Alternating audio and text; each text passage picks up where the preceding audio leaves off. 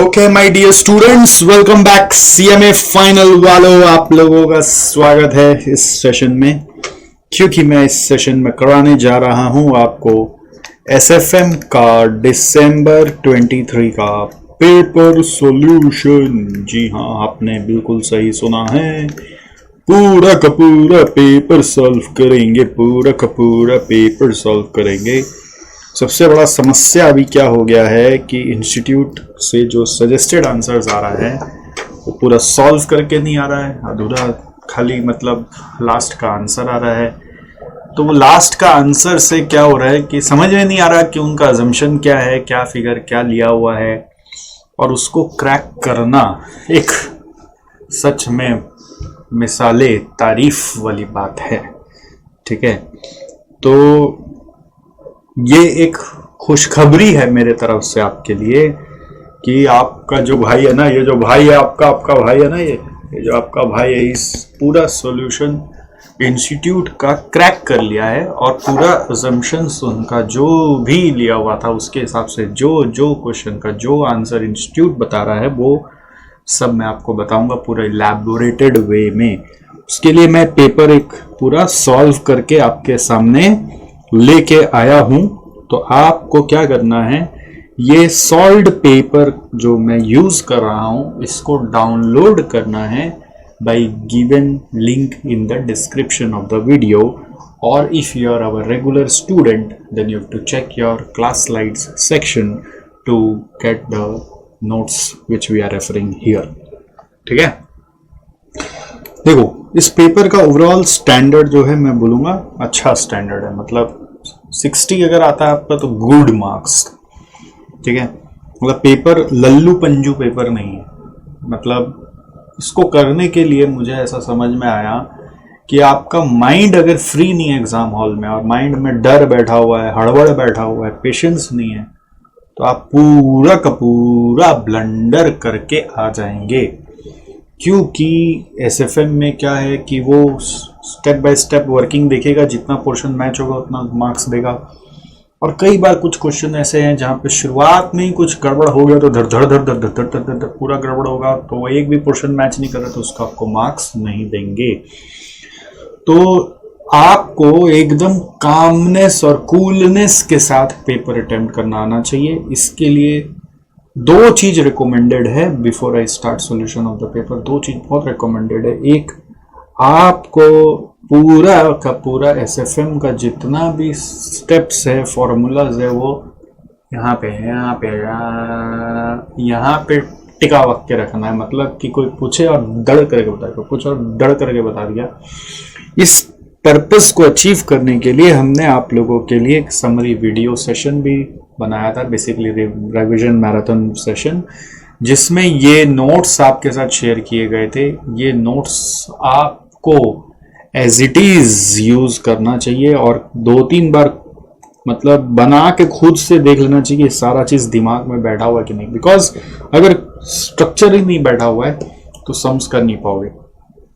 दूसरा चीज क्या है कि आपको ये प्रिपेयर्ड रहना होगा माइंड में कि कुछ नया तो आएगा जो कि आपके मैट में ही नहीं है, दूर दूर तक नहीं है, या आपके मैट में भी जो है तो उस क्वेश्चन में भी 1-2 लाइन नया घुसा के देगा।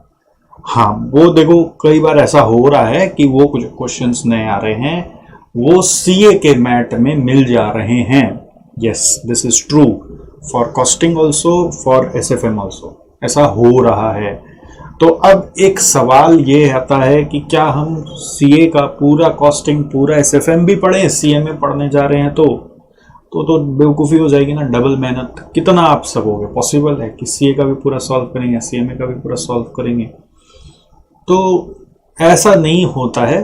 ठीक है, कि आप दोनों सॉल्व करें। हाउएवर अब जो आते जा रहा है, जैसे अगर आप इस दिसंबर के बाद में परीक्षा दे रहे हैं तो आपको जो जानकारी मिलते जा रही है, जो नया चीज मिलते जा रहा है, जो आपके मैट में नहीं, आप उसको अपना लिस्ट ऑफ क्वेश्चंस जो डे बिफोर एग्जाम रिवाइज करना है उसके अंदर निकाल सकते हैं। ऐसा कोई जरूरत नहीं कि नया क्वेश्चंस सिर्फ सीए के मैट का ही आएगा और सीए का मैट पूरा करना है आपको, ऐसा कोई रूल नहीं है। हालांकि आप करना चाहो तो कर लो, कोई मना नहीं है। ठीक है, आपके पास समय है, आप करना चाहो तो बिल्कुल करो, ठीक है। और कितना आएगा उससे कितना डिग्री तक मैच होगा ये कोई नहीं जानता है, तो इसके लिए आपकी चॉइस है। बट मैं आपके जगह होता तो मैं नहीं करता, मैं अपने कंसेप्ट पे स्ट्रांग हो जाता और उसके जगह मैं 2 बार और अपने सारे फॉर्मूलाज को कैप्चर करता दिमाग में, और ये मेंटली अपने आप को ट्रेन करता कि मैं हर कोई चीज़ कर पाऊँ, हर फॉर्मूला का सम्स मेरे को ध्यान हो और हर फॉर्मूला मेरे को याद हो, मैं उस पर फोकस करता, ठीक है। और अभी भी मैं वही रिकमेंड करूँगा। मैं हालांकि SFM पढ़ा रहा हूँ, SCM पढ़ा रहा हूँ, मैं देख रहा हूँ वहाँ से आ रहा है, मेरे को वहाँ का सारा क्वेश्चन का जानकारी भी है, तो ऐसा मैं फिर भी रिकमेंड नहीं करूँगा कि पूरा वहाँ का उठा के कर लो, वहाँ से कुछ चुनिंदा क्वेश्चन उठा के कर लो, ये भी मैं रिकमेंड नहीं करूँगा। मैं बोलूँगा आप अपने कंसेप्ट पे खेलो, क्योंकि देर आर इन्यूमरेबल प्रॉब्लम्स। अब आपका CMA का CA से आ रहा है, तो CA वाला लोग फिर कहाँ से पढ़ेगा, वो CMA का पढ़ेगा कि वो कहाँ से पढ़ेगा, कोई मतलब ही नहीं। कभी आएगा कभी नहीं भी आएगा, कभी आपका मैथ्स ही भर भर के आ जाएगा, तब आप क्या कर लेंगे। इंस्टीट्यूट क्या ना कभी कभी गुलाटी मारता है, वो आपको अभी बोलेगा कि देखो CA से करके आप पूरा इंडिया CA से पढ़ने लग जाएगा, पता चला इस बार सारा पेपर CMA से आ गया, तो आप क्या कर लोगे। तो फोकस नहीं हटाना है, फोकस इज हमारा सिलेबस, हमारा कंसेप्ट है, उससे हम खेलेंगे, जितना हुआ हुआ, नहीं हुआ नहीं हुआ, राइट। अच्छा, तो ये पेपर है, इसमें सबसे पहले एज यू नो सबसे पहले पेपर पैटर्न आपका 15 मार्क्स का MCQ है, जिसका वर्किंग तो करना पड़ेगा, बिना वर्किंग का आंसर कैसे आएगा। और वर्किंग कोशिश करके फेयर में दिखाना चाहिए, नहीं कि रफली दिखाना चाहिए। अगर थ्योरी है तो कुछ रीज़न नहीं लिखना है। और एक चीज़ ध्यान रखना है, पेपर मिलने के 15 मिनट पहले आप कतई ऐसा भूल ना कर दें कि बैठे हैं सिर्फ MCQ करने के लिए। 15 मिनट पहले पहला क्वेश्चन को छोड़ देंगे, फर्स्ट क्वेश्चन को स्किप करें। MCQ को तो पता ही है, सेकंड से लेकर जो जो क्वेश्चन आपको अटेम्प्ट करना है उसको आइडेंटिफाई करिए। कैसे, स्टार्टिंग का कुछ 2 लाइन पढ़ेंगे और रिक्वायर्ड को पढ़ेंगे तो आपको समझ में आएगा कि यहाँ पे क्या मांग रहा है। और क्वेश्चन अगर एकदम देखा देखा लगा तो क्वेश्चन देख के लगेगा कि ये किया हुआ तो नहीं है, बट करेंगे तो शायद हो जाएगा, तो B। और एकदम नया लग रहा है, जो देख के लग रहा है कि पता नहीं होगा ही नहीं मेरे से, तो वो C। तो ऐसे ABC में आपको मार्किंग करके निकलना है। पहला 15 मिनट या 20 मिनट भी लग जाए तो वो काम करना है। फिर A पहले करना है, B बाद में करना है, और C को स्किप मारना, ऑप्शंस में निकालना है, ठीक है। ये करने के बाद फिर MCQ स्टार्ट करेंगे। MCQ 30 मार्क्स का है, पूरा पेपर 100 मार्क का है, 180 मिनट्स आपको मिलता है, तो हिसाब से एक तरह से आपको MCQ करने के लिए 54 मिनट आप बोल सकते हैं प्रिसाइजली मिलता है। ये आपका मैक्सिमम टाइम आपको लगना चाहिए। अगर ये आप इससे ज़्यादा ले रहे हैं, ठीक है, MCQ के लिए, तो कहीं ना कहीं वो आगे का मार्क्स को डिस्टर्ब करेगा। तो MCQ करने का तरीका क्या होता है, पहले क्वेश्चन पढ़ो, डेटा लिखो, क्वेश्चन पढ़ो, डेटा लिखो, फिर कंसेप्ट जो यूज हो रहा है उसको याद करो कि उसमें क्या फॉर्मूला था, क्या स्टेप्स था, और फिर उसको कैलकुलेट करो। अगर आंसर आ गया तो वेल एंड गुड, टिक मारो, नहीं आया तो स्किप मारो, नेक्स्ट MCQ में जाओ, स्किप मारो, नेक्स्ट में जाओ। पूरा 15 करने के बाद जो जो स्किप किया वो उसको वापस देखेंगे, और ऐसे देखेंगे कि जैसे कि अब एक और ट्राई दे रहे, अगर उसमें भी क्लिक कर गया तो ठीक, नहीं क्लिक करा तो जो भी हो ABCD खेल के आना पड़ेगा। नेगेटिव मार्किंग नहीं है, इसका बेनिफिट है, इसका बेनिफिट लेंगे आप। हाँ जी, तो अब हम स्टार्ट कर रहे हैं। देखो, पहला मैं सब करके लाया हूँ जिससे कि हम लोग ये फटाफट कर सकें, और आपको भी सुनना है ध्यान से, क्योंकि क्या हुआ करा हुआ से ना सारा बात अजम्पशंस का समझ में नहीं आएगा आपको, क्या अजम्पशन लिया हुआ है, क्या इसका अंदर का ट्रिकीनेस हो सकता है। तो ये आपको एक बार सुनना भी है, ऐसा नहीं कि सिर्फ खाली नोट्स लेने से काम हो जाएगा। देखो क्या बोल रहा है, project of robin limited has an NPV of base case NPV of 1,50,000. This project has one financial side effect. It expands the firm's borrowing power by 5 lakh. The project lasts indefinitely. इसका life infinite है, so it is treated as supporting perpetual debt. If the borrowing rate is 10% and net tax shield is 35%, adjusted NPV will be what? तो ये capital budgeting से आ गया, और adjusted NPV का question. Adjusted NPV कैसे आता है, base case NPV minus present value of tax advantage from debt minus issue cost if any. तो इशू कॉस्ट यहाँ पे नहीं दिया हुआ है, तो बेस केस NPV दिया हुआ है plus present value of, sorry minus बोला ना मैंने, इशू कॉस्ट माइनस में होगा और present value of tax advantage due to debt add होगा, वो बेनिफिट है। तो base case NPV plus present value of tax advantage due to debt minus issue cost. तो बेस केस एनपीवी के साथ present value of debt advantage आपको add करना है। तो बेस केस एनपीवी 1.5 लाख दिया हुआ है, डेट एडवांटेज होगा डेट पे पहले जो इंटरेस्ट रेट है उससे इंटरेस्ट निकालो 5 लाख का 10% 50,000 पर एनम। उस 50,000 पर एनम पे जो टैक्स इम्पैक्ट है वो आपका टैक्स एडवांटेज होता है, इंटरेस्ट का टैक्स एडवांटेज। तो 50,000 का 35%, तो ये होगा एनुअल टैक्स एडवांटेज 50,000 का 35%, और उसका लाइफ परपेचुअल है तो डिवाइड बाई केडी कर देंगे विच इज 10%। तो ये आएगा 50,000 का 35% बाई 10% करके 1,75,000। तो 1,75 प्लस 1.5 लाख करेंगे 3,25 इज द आंसर। मैं थोड़ा फास्ट मूव करूंगा, आपको थोड़ा अटेंशन देना और जल्दी जल्दी चीज़ों को खत्म करनी है। नेक्स्ट देखो, ये क्वेश्चन है सिक्योरिटी एनालिसिस का, एक इजी क्वेश्चन है। आपको जैसे एमसीक्यू में थोड़ा सा अगर आइडियाज़ है तो अपने से ट्राई करके अगर चेक करेंगे तो और ज़्यादा मज़ा आएगा। पूरा पेपर ही अगर आप अपने से ट्राई करके अगर मेरे साथ चेक करेंगे ना तो और ज़्यादा फायदा होगा। एकदम जीरो है, एकदम अभी तक पेपर दिखा ही नहीं है, तो खाली सीधा सुनने से फायदा नहीं होगा उतना, थोड़ा सा कम फायदा होगा, कुछ तो होगा बट कम होगा। बट अगर खुद से ट्राई करके देखें तो ज़्यादा फायदा होगा। देखो यहाँ पे क्या बोल रहा है, Abon limited is having earning per share of 15, growth rate is 5%। तो डेटा लिखते चलते, EPS growth rate is 5%, earnings growth rate is expected to stay at this level in near future if its payout ratio is 50%, payout ratio लिखा 50%, फिर KE दिया हुआ 15%, what will be the market price of the share after 3 years। तो P3 निकालना है, तो P3 निकालने के लिए क्या करते हैं हम लोग, D4 by KE minus G। हमेशा 2 कंसेक्यूटिव ईयर पे वर्किंग हो सकता है, तो D4 कैसे आएगा, यहाँ पे EPS इंटू पे आउट रेशियो करके हमने एक वर्किंग नोट किया D0। देखो पहले हमने डेटा लिख लिया, प्रोसेस क्या, पहले क्वेश्चन का डेटा लिखा, फिर क्या पूछा है, मार्केट प्राइस आफ्टर 3 इयर्स पूछा है, तो इसके लिए जो कंसेप्ट यूज होता है वो लिखा, फिर उस कंसेप्ट को सॉल्व करने लगे। 3 स्टेप में वर्किंग होता है। तो D4 निकालना है, तो D4 के लिए क्या करना है, पहले D0 दिया हुआ एपीएस इंटू पे आउट रेशियो से आएगा D0, तो D0 इज 7.5 इंटू 1.05 के पावर में 4 which is equal to D0 into 1 plus g के पावर में 4, ऐसे आप सोच लो। और उसके बाद के माइनस जी करेंगे, इसके बाद क्या करेंगे, के माइनस जी, तो के हम लोग का दिया हुआ है 15 माइनस जी इज 5, तो सॉल्व करके आ रहा है 91.16। नेक्स्ट थर्ड क्या बोल रहा है, the expected return from a portfolio is 16% and it's variance of return is 285%।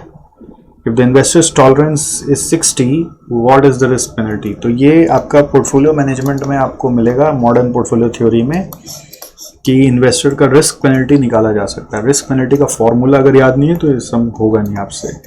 तो risk penalty is equal to होता है risk square by risk tolerance. Risk square, अब क्वेश्चन में क्या दिया हुआ है, रिटर्न फ्रॉम अ पोर्टफोलियो दिया हुआ है, आरपी दिया हुआ है, और फिर वेरिएंस ऑफ रिस्क रिटर्न दिया हुआ है which is sigma P square which is 285%। तो ये वेरिएंस दिया हुआ है यानी सिग्मा पी स्क्वायर, तो रिस्क स्क्वायर ही दिया हुआ है 285 और रिस्क टॉलरेंस दिया हुआ है 60, तो इन दोनों को डिवाइड करोगे तो आ गया 4.75। This is answer. Next question जो दिया हुआ है ये आपको म्यूचुअल फंड से दिया हुआ है। यहाँ पे बोल रहा है इन्वेस्टमेंट्स आपका म्यूचुअल फंड का एक आईटी एंड आईटीएस और एक इंफ्रास्ट्रक्चर में सेक्टर में है। आईटीईएस मतलब होता है आईटी एनेबल्ड सर्विसेज। तो 28 लाख और 15 लाख है। Index at the time of purchase date था और index at the time of valuation date ये हो चुका है। सेक्टर इंडेक्स होता है, सेक्टर इंडेक्स का वैल्यू बढ़ चुका है तो अकॉर्डिंगली इसका भी वैल्यू बढ़ चुका होगा। तो कितना बढ़ गया होगा वो हम लोग ऐसे ही वर्कआउट कर लिए कि दिस बाई 1750 इंटू इसको डिवाइड में डालना है, इसको मल्टीप्लाई में डालना है, इसको डिवाइड में डालना है, इसको मल्टीप्लाई में डालना है, तो नया वैल्यू आ गया। Outstanding number of units 1.25 lakh है तो 1.25 लाख का वैल्यू 74.2 है। व्हाट विल बी द नैव? तो नैव कैसे आएगा? 74.2 बाई 1.25, तो नैव आता है total net market value divided by units. 59.36 is the answer. Next fifth में क्या बोल रहे हैं? The director of Comtech who has access to inside information is unable to use this information to make supernormal profit. It is a sign of strong form. Strong form market में insider information भी काम नहीं आता। आपको याद है efficient market hypothesis में strong form में इनसाइड इंफॉर्मेशन काम नहीं आता। यहाँ पे इनसाइड इंफॉर्मेशन काम आता है और यहाँ पे पब्लिक इंफॉर्मेशन काम आता है। पब्लिक इंफॉर्मेशन, ठीक है। यहाँ पे इनसाइड इंफॉर्मेशन काम नहीं आता। वीक फॉर्म में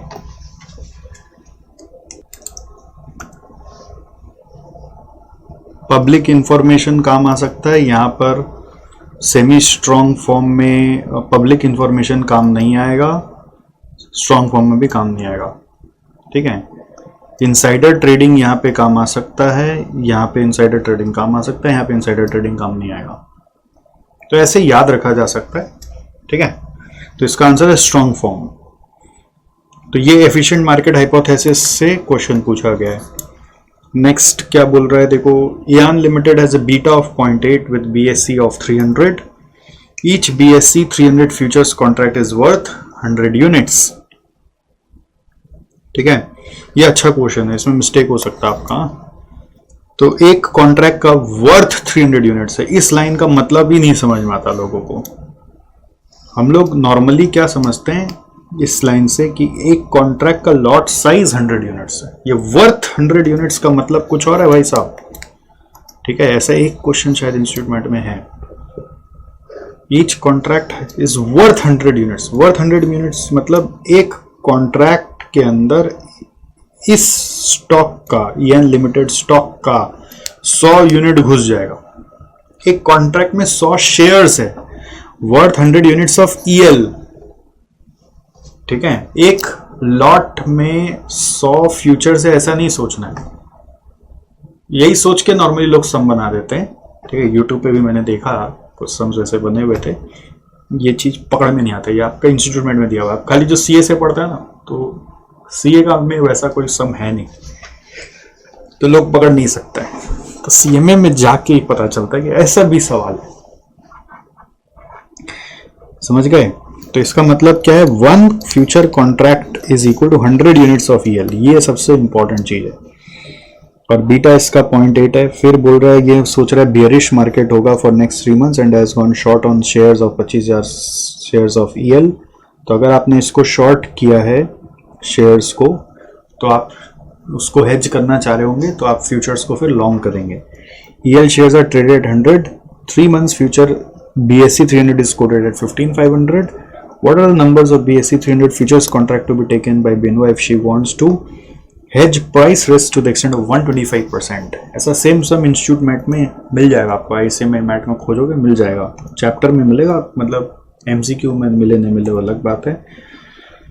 ठीक है, तो इसमें क्या करना है, इसने S माइनस किया, मतलब स्पॉट में शॉर्ट कर दिया है, माइनस मतलब सेल कर दिया है 25,000 शेयर्स एट द रेट 100। तो 25 लाख की वैल्यू है इसकी। ठीक है, जो भी वैल्यू से भी कोई मतलब ही नहीं है अपने को। उसको हेज करने के लिए हम लोग फ्यूचर्स को फिर अपोजिट पोजीशन में लेंगे, यानी कि लॉन्ग करेंगे। और हम लोग जब जानते हैं कि फ्यूचर्स का कॉन्ट्रैक्ट को नंबर ऑफ शेयर्स के इक्विवेलेंट में कन्वर्ट कर दिया गया है, तो कितना कॉन्ट्रैक्ट फ्यूचर्स का लेना पड़ेगा उसको निकालने के लिए कितना शेयर्स को हेज करना है उसी से जाना है, वैल्यू से नहीं जाना है। 25,000 शेयर्स को हेज करना है, उसका वैल्यू से मतलब नहीं है, उसका इंटू बीटा है 0.8, क्योंकि क्रॉस हेजिंग चल रहा है, यहाँ पे इंडेक्स से हेजिंग कर रहे हैं। BSE इज एन इंडेक्स, तो BSE 300 futures is an index, तो इस इंडेक्स हेजिंग चल रहा है, तो इसलिए इंटू बीटा करना है। आप 125% तक हेज करना चाहते हैं तो इंटू 125% भी कर दिया, और डिवाइड बाई आप करेंगे 100 मतलब बेसिकली डिवाइड कर देते अपने value of one future contract से। ठीक है, value one future contract ideally आपको मन करेगा 15,500 इंटू 100 मल्टीप्लाई कर देने का। आप क्योंकि पढ़ते हैं ये 100 is equal to 1 lot of futures, और 15,500 इंटू 100 से आप नॉर्मली मल्टीप्लाई करके डिवाइड कर देते हैं, वो रॉन्ग होगा। हम लोग यहाँ पे वैल्यू को देखना ही नहीं है, क्योंकि ये 25,000 शेयर्स अगर है तो उसके अगेंस्ट में रेट पर शेयर होगा, तो उस रेट से ही इक्विवेलेंट नंबर ऑफ शेयर्स ही यहां पे निकाल लिया गया है। तो जब यहां पर नंबर ऑफ शेयर्स निकाल लिया गया है, तो यहां पर भी शेयर्स ही लेना है, कहीं पे वैल्यू का कोई दरकार नहीं है। तो इस तरह का कैलकुलेशन आपको कराया हुआ, और समरी नोट्स में भी ना, अगर आप देखोगे समरी नोट्स में जाकर हम लोग फ्यूचर हेजिंग की अगर पढ़ाई करेंगे तो सब लिखाया हुआ है ये बात। ठीक है, ये देखो, जब हम लोग नंबर ऑफ कॉन्ट्रैक्ट्स और फ्यूचर्स निकालते यूजिंग नंबर ऑफ शेयर्स, उसका एक क्वेश्चन भी था अपने क्लास में, तो number of shares into beta by equivalent number of shares in one contract करते हैं, इसमें वैल्यू नहीं आता। ठीक है, तो ये किया हुआ आपका, बट फिर भी ध्यान नहीं रहता है। जो लोग सीएमए मैथ से पढ़े नहीं है कायदे से, उन लोगों का तो मिस्टेक होगा। ठीक है, तो ये फ्यूचर्स चैप्टर का क्वेश्चन है, इसका आंसर 250 है। यहाँ पे कोई रेट पर शेयर का यूज नहीं है, रेट पर शेयर का यूज नहीं और 15,500 का भी यूज नहीं, ये दोनों इंफॉर्मेशन का कोई यूज नहीं है। ऑलराइट, नेक्स्ट देखो यहाँ पे बोल रहा है, अब देखो ऑप्शन से क्वेश्चन पूछ लिया, बोल रहा है buying and selling call and put option with same strike price and same expiry date is called straddle. अब आप ऑप्शन स्ट्रेटजीज पढ़ेंगे नहीं, आप स्किप मारेंगे तो यहाँ पे ABCD खेलना पड़ेगा। तो straddle is about buying call and put together और selling call and put together, buying call and put together और selling call and put together at same exercise price. अब देखो स्प्रेड में क्या होता है ना, मल्टीपल एक्सरसाइज प्राइस आते हैं, बस स्ट्रिप और स्ट्रैप में क्या होता है, 2 कॉल 1 पुट, और स्ट्रैप में 2 पुट 1 कॉल, शायद ऐसा ही था, मैं आगे पीछे बोल दिया हूँगा। बट क्या ये समरी नोट्स हम लोगों का जिंदाबाद है। क्या होता है ना, इसका सारा वर्डिंग्स एकदम मुंह जबानी याद रखना पड़ता है हम लोग को, तब काम बनता है। तो इसमें फ्यूचर्स के बाद यदि हम मान लो ऑप्शंस में जाते हैं, फ्यूचर्स के बाद ऑप्शंस चैप्टर है, तो ऑप्शंस चैप्टर में ऐसे मैंने सब समरी नोट्स में बना दिया था। तो ये देखो स्ट्रेटजीज में होता है एक स्प्रेड, स्ट्रेटजीज में lower exercise price higher exercise price involve होता है। ठीक है, हर एक स्ट्रेटजी का आर्किटेक्चर याद रखना पड़ता है, तब आप ये आंसर कर पाओगे। स्ट्रैडल में P+C+ है और P-C- है। स्ट्रिप में 2 पुट 1 कॉल है और स्ट्रैप में 1 पुट 2 कॉल है, उल्टा बोला शायद मैंने। स्ट्रिप में 2 पुट 1 कॉल है, स्ट्रैप में 1 पुट 2 कॉल है, बट सेम एक्सरसाइज प्राइस है। ठीक है, तो स्प्रेड में क्या होता है ना, मल्टीपल एक्सरसाइज प्राइस होते हैं, और स्ट्रिप में 2 पुट 1 कॉल होता है, 2 पुट 1 कॉल, और स्ट्रैडल में पुट कॉल एग्जैक्ट 1-1 होता है, दोनों एक साथ बाय करते हैं या दोनों एक साथ सेल करते हैं। ठीक, नेक्स्ट फिर ऑप्शन से ही क्वेश्चन आया है, यहाँ पर बोल रहा है आपको ट्रेड ओपन हुआ 1 तारीख को, the stock price of Rolex is 250, it rises to 260, तो 250 का 260 हुआ, यानी 10 रुपया बढ़ा।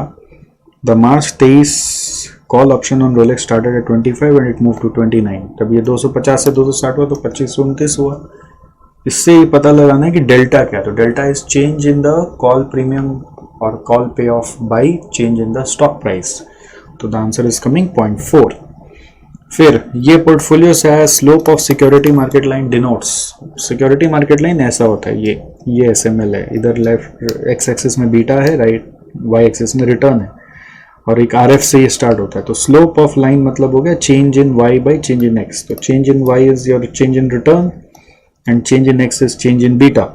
तो रिटर्न पर change in beta is called as extra return for extra beta, तो एक्स्ट्रा रिटर्न को बोलते हैं रिस्क प्रीमियम, तो आंसर इज रिस्क प्रीमियम।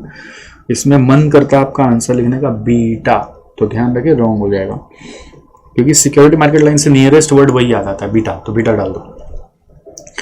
फिर ये आपका थ्योरी से आ गया, वो वर्चुअल बैंकिंग वगैरह से आ गया, यूनिफाइड पेमेंट इंटरफेस UPI का बेनिफिट टू द मर्चेंट्स क्या है। आप जब पढ़ोगे ना तो वहाँ पे मर्चेंट्स अभी दिया हुआ है, और क्वेश्चन में ना बेनिफिट टू द बैंकर्स भी दिया हुआ है, तो 2 अलग अलग बेनिफिट्स दिया हुआ है। ठीक है, बेनिफिट्स टू बैंकर्स और बेनिफिट टू मर्चेंट्स। क्वेश्चन में पढ़ोगे या इंस्टीट्यूट मैट में जाओगे तो दोनों दिया हुआ है, तो मर्चेंट वाला पूछा है, बैंकर वाला नहीं पूछा है, क्योंकि कुछ पॉइंट यहाँ पे बैंकर वाला उठा के डाल दिया, जैसे सेफर सिक्योर्ड इनोवेटिव यहाँ पे डाल दिया, यहाँ पे था इंस्टीट्यूट मैट में, तो आपको मन करेगा सेफर सिक्योर्ड इनोवेटिव डाल देते हैं, बट मर्चेंट के लिए पूछा है तो इन ऐप पेमेंट्स वो इनेबल कर सकता है यूजिंग UPI। 11th नंबर है, ये भी थ्योरी का है, इसमें आपको सब थ्योरी मैराथन बोल के एक वीडियो दिया गया था जिसमें सारा थ्योरी पढ़ा दिया गया था, उसको भी 2 बार सुनना पड़ेगा, मार्किंग करना पड़ेगा साथ साथ, तब ये सब थ्योरी का MCQ भी पकड़ में आएगा। आप ये मत सोचेगा इस बार ये MCQ आएगा तो अगला बार भी सेम MCQ आ रहा है, MCQ अगली बार कुछ अलग भी आ सकता है, वो थ्योरी पढ़ना पड़ेगा आपको, थ्योरी एकदम निगलेक्ट करके नहीं जा सकते आप। थ्योरी का देखो 2, 4 और ये एक एफिशिएंट मार्केट हाइपोथेसिस भी थ्योरी है, तो 6 नंबर का तो अभी तक थ्योरी दिख ही गया हम लोग।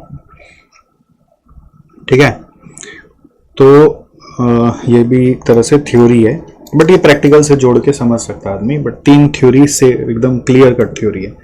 तो ये क्या आप लोग अगर पढ़ें इंटर में एसएम पोर्टर्स वैल्यू चेन, तो पोर्टर्स का अपना वो भी था एक 5 फोर्सेस, तो वो 5 फोर्सेस और वैल्यू चेन्स यहाँ पर भी है, आपके एसएफएम में भी है।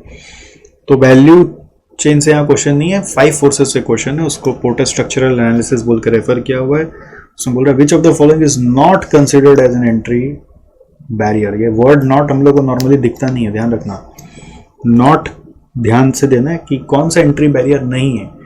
मान लीजिए प्रोडक्ट डिफरेंशिएशन हो रखा है, किसी कंपनी का बहुत अलग कुछ प्रोडक्ट बना रखा है, तो वो एंट्री बैरियर बनेगा, क्योंकि दूसरा ऐसा प्रोडक्ट बना नहीं पाएगा। स्विचिंग कॉस्ट, यस, अगर कोई कस्टमर जो है ना आपस में, नॉर्मली कस्टमर ऐसे हैं जो दूसरे कोई बायर के पास जाना नहीं चाहते हैं, ठीक है, दूसरे कोई सेलर के पास जाना नहीं चाहते। हमारे कस्टमर ऐसे जो दूसरे सेलर्स के पास स्विच ही नहीं करना चाहते, क्योंकि स्विचिंग कॉस्ट बहुत हाई है। तो एंट्री बैरियर हो गया ना, आप अपना माल लेके जाओगे कस्टमर के पास, कस्टमर खरीदेगा नहीं। कैपिटल रिक्वायरमेंट है तो ऑफ कोर्स एंट्री बैरियर हो गया, बिकॉज आपके पास कैपिटल नहीं है तो आप घुस नहीं सकते। लो वैल्यू एडिशन है तब आप इजीली घुस सकते हो, मतलब सबका सर्विसेज एक जैसा है, कोई डिफरेंशिएशन भी नहीं है, और आपके यहाँ पे बहुत ज़्यादा कोई वैल्यू एडिशन नहीं हो रहा है, तो कोई भी आपके यहाँ पर मार्केट में घुस सकता है। तो this is not considered as an entry barrier. फिर which one of the following is not a digital asset, तो ये भी आपका थ्योरी से एक और क्वेश्चन आ गया, ठीक है। तो डिजिटल एसेट क्या नहीं है, वो आपको एक डिजिटल फाइनेंस चैप्टर बोल के पढ़ाया गया, उसमें पढ़ना पड़ेगा। तो उसका आंसर है फिनटेक। फिनटेक बेसिकली एक तरह का ऑर्गेनाइजेशन होता है, नया तरह का टेक इनेबल्ड फाइनेंस हो गया, बट वो एसेट में कैटेगराइज नहीं होता। नेक्स्ट क्वेश्चन फॉरेक्स होगा, इसमें आपका IRPT से क्वेश्चन आया है। अब इसमें भी क्या चक्कर हो रहा है, ऐसे तो यहाँ पे नॉर्मली जो इंटरेस्ट रेट दिया हुआ है 1.85% यूएसए का है, 1.35% यूके का है। करंट स्पॉट रेट 1 पाउंड का $1.6 मिलेगा, तो 90 डे फॉरवर्ड रेट क्या होगा वो आपको निकालना है, ठीक है। तो क्या निकालना है आपको, 90 डे फॉरवर्ड रेट निकालना है। क्या निकालना है, 90 डे फॉरवर्ड रेट निकालना है। तो नॉर्मली हम लोग जब ये वर्किंग करते हैं F/S इज इक्वल टू, तो नीचे में अपने जिसका रेट दिया हुआ उसको डाल देते हैं, वो सब आपको आता है, सारा वैल्यूज भी आप बैठा लोगे।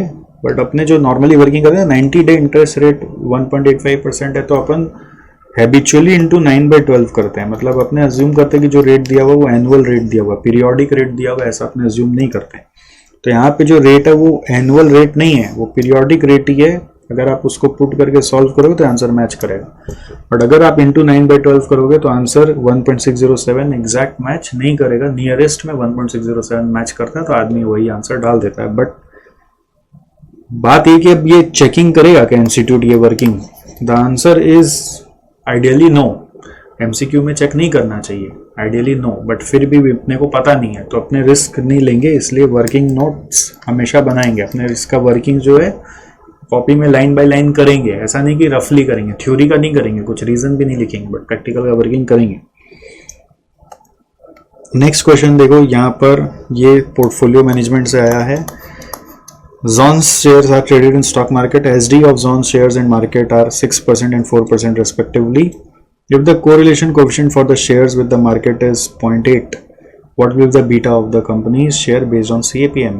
तो क्या क्या दिया हुआ है देखो, हम लोगों को दिया हुआ है standard division of shares and market, तो sigma M is 4, sigma S is 6, और कोरिलेशन दिया हुआ है विच इज RSM दिया हुआ है शेयर्स एंड मार्केट का 0.8। बीटा निकालना है, तो बीटा निकालना है तो इसका फॉर्मूला क्या कहता है, beta is equal to RSM into sigma S by sigma M। तो RSM is 0.8 into 6/4, answer is 1.2। 15 number is ये आपका I will say risk return बोल के कोई बेसिक चैप्टर से ही आ गया एक तरह से। तो इसमें बोल रहा है हम लोग को real rate of return 10% project से कमाना है when the inflation recorded is 7%, और what is the normal rate of return company would earn. तो दोनों मिला के हम लोग कमाना है, तो दोनों मिलाने का एडिटिव मॉडल होता है 10 + 7 17, जो आंसर में है ही नहीं, तो नियरेस्ट आप वो मार्क कर सकते थे। बट मल्टीप्लिकेटिव मॉडल से जाएंगे तो होता है 1 + 0.1 इंटू 1 + 0.07 - 1, तो इससे आंसर आ रहा है 17.7%। तो ये मल्टीप्लिकेटिव मॉडल ही प्रेफर्ड मॉडल होता है, उसी से सम करना चाहिए। अब देखो पूरा सॉल्व किया हुआ है तो भी मेरे को 20 से 25 मिनट लग गया, 25 मिनट के आसपास लग गया पूरा समझाने में, करने में तो और टाइम लगेगा। ध्यान रखना 50-55 मिनट का जो टारगेट है वो कोई आसान नहीं है। तो आपको इसीलिए ना पेपर लेकर, अभी जो इंस्टीट्यूट का मॉडल पेपर हिस्से आता है आपके एग्जाम के पहले, वो लेकर बैठना चाहिए आपको। हम लोगों के साथ भी मॉक टेस्ट संग्राम, अभी भी फुल टेस्ट सीरीज अगर आप नहीं दिए तो देना चाहिए, जिससे आपको पता चलेगा ये स्टेमिना टाइम में कवर हो रहा है कि नहीं। जो अंदर में सोच रहा है आपको हो जाएगा, वो टाइम का जब बाउंडेशन आता है ना सब फुसफुसा जाता है।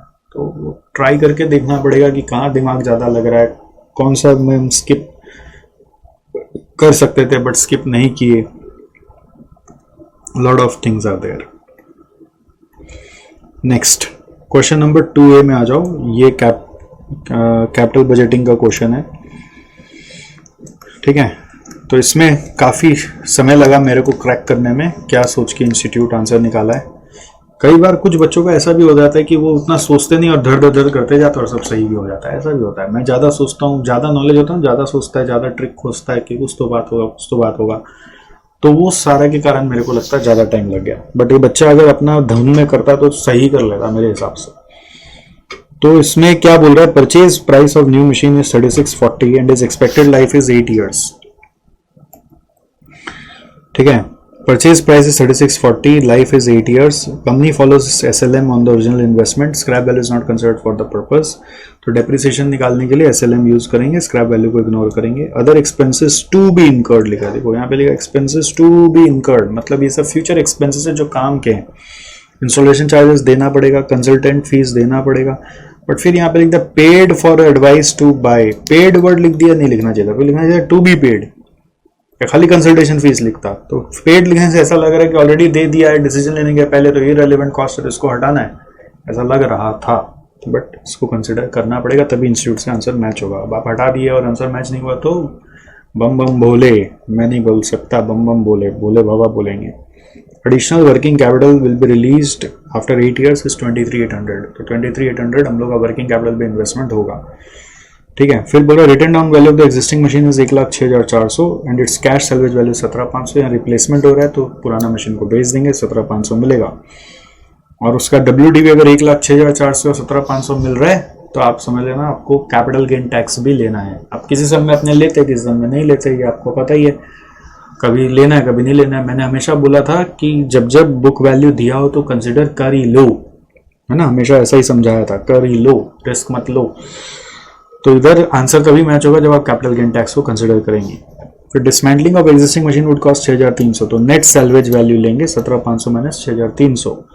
फिर बोल रहा annual earnings before tax but after depreciation, तो it's like EBT from the new machine would amount to 441। तो न्यू मशीन का 441 आ रहा है, बट ओल्ड मशीन से कितना आता था वो नहीं बता रहा, तो न्यू मशीन का ही बता रहा है, उतना ही ले लेंगे 441। Companies marginal tax rate is 35%, cost of capital is 13%। और आपको फैक्टर्स जब दिए होते हैं तो इसी फैक्टर से सम बनाना चाहिए जिससे एग्जैक्ट मैच करे। और आपको बोल रहे analyse the annual cash savings and present value of cash inflows and advice on the viability of the proposal. तो हर कैपिटल बजटिंग का सम हम लोग 3 स्टेप में करते हैं। पहला स्टेप इनिशियल इन्वेस्टमेंट्स निकालते हैं। तो इनिशियल इन्वेस्टमेंट मैंने लेफ्ट साइड में लिखा है कितना है, देखो 36,40,000 हम लोग को फिगर्स दिख रहा है, ये लगेगा प्लस 14,000 लगेगा प्लस 7,000 लगेगा। 7,000 रेड में इसलिए लगा क्योंकि पेड से इग्नोर नहीं कर देना, टू बी पेड को ऊपर में ध्यान देना है और इसको भी कंसिडर करना है 7,000। फिर 23,800 वर्किंग कैपिटल का लगेगा, वो डाला। फिर नेट जो सैलवेज वैल्यू मिल रहा है पुराना मशीन का वो 17.5 माइनस 6,300 करके मिल रहा है 11,200, वो ले लिया। और ये हिसाब से अमाउंट यहाँ तक आ गया। अब नॉर्मली आप tax saving on capital gain और कैपिटल लॉस जो भी है उस पर इग्नोर कर दोगे तो आंसर मैच नहीं करेगा, बट अगर कंसिडर करें तो आंसर इंस्टीट्यूट के अंदर से मैच कर जा रहा है। ये 7,000 कंसिडर करना पड़ेगा और टैक्स सेविंग्स कंसिडर करना पड़ेगा। टैक्स सेविंग्स क्या होगा, what will be the tax savings? तो 1,06,400 है हम लोगों का, उसके अगेंस्ट में हम लोग को मिल रहा है 11,200। 1,06,400 माइनस 11,200 करे तो कैपिटल लॉस आ रहा है 95,200 का इंटू 35% हम लोग का 33,320 हम लोगों का टैक्स सेविंग्स आ रहा है ऑन STCL। अगर आप STCL निकालना चाहते हैं तो STCL का मैं वर्किंग यहाँ पे साइड में लिख दे रहा हूँ। It is equal to 1,06,400 minus 11,200, तो ये आ रहा है 90 कितना था, 1,06,400 माइनस 11,200 करके 95,200। तो 95,200 पर हमने 35% टैक्स सेविंग्स मान लिया, ठीक है। तो वो अगर नेट कर रहे हैं तो ये अमाउंट आ रहा है 36,40,280। कितना आ रहा है? 36,40,280। I hope you are able to understand from here. 36,40,280। Second working करते हैं हम लोग डेप्रिसिएशन का। तो डेप्रिसिएशन में नॉर्मली हमारा हैबिट होता है इंक्रीमेंटल डेप्रिसिएशन लेने का, जिसमें पुराना का डेप्रिसिएशन WDV जो चल रहा था उसको भी डेप्रिशिएट करे और नया वाला का डेप्रिशिएट करके इंक्रीमेंटल डेप्रिसिएशन लेके करने का हैबिट होता है। बट अगर मैं इंक्रीमेंटल से करता हूँ तो आंसर मैच नहीं हो रहा है, तो इसलिए सिर्फ न्यू का डेप्रिसिएशन लेना है। और न्यू का भी डेप्रिसिएशन जब लेना है तो उसका कॉस्ट इन तीनों को जोड़ के लेना है। कंसल्टेंसी को भी कैपिटलाइज कर दिया है। अब ये सब कैसे पता चलेगा? अभी एग्जाम हॉल में आप कैपिटलाइज नहीं किया, आप तो ये लाइन से ही गुमराह हो जाएंगे। Scrap value not consider of the purpose on the original investment. Original investment बोलकर आप 36,40,000 ही लेके कर लेंगे तो आंसर मैच नहीं करेगा। ये तो मैं हूँ, फुर्सत में था तो मैं सब घोट घाट के ऑप्शंस निकाल लिया कि इससे करने से आंसर मैच हो रहा है। तो भी मैं आंसर मैच होने वाला चीज बता रहा हूँ। एग्जाम में देखो कुछ आप कर आए तो उससे चेक होके जो मार्क्स मिलना है वही मिलेगा, उसका रिस्क तो है, कोई उपाय नहीं है उसका अपने पास, ठीक है। क्लियर नहीं है क्वेश्चन तो क्लियर कट पूछता है तो आदमी क्लियर कट देखता। ओल्ड का नहीं कंसिडर कर रहे, न्यू का ही खाली कंसिडर कर रहे, तो डेप्रिसिएशन आ रहा है 457,625 और वो भी 36,61,000 पे। इन तीनों पे 36,61,000 पे कंसिडर कर रहे हैं। फिर आ रहा है क्वेश्चन में increment third working note. Third working note होता है हम लोग का सी फैट। तो सी फैट में 441 ऑलरेडी ईबीटी दिया हुआ है, उसमें से लेस करूंगा टैक्स एट द रेट 35%, फिर ऐड करूंगा डेप्रिसिएशन। तो डेप्रिसिएशन है 457,625, तो ये आ रहा है 764,275 और ईयर लाइफ के यहाँ पे 8, तो ईयर 8 में अलग से एक और आ जाएगा working capital recovered which is 23,800। अगर सैलवेज वैल्यू होता तो उसका भी फिर नेट ऑफ टैक्स इंपैक्ट आता।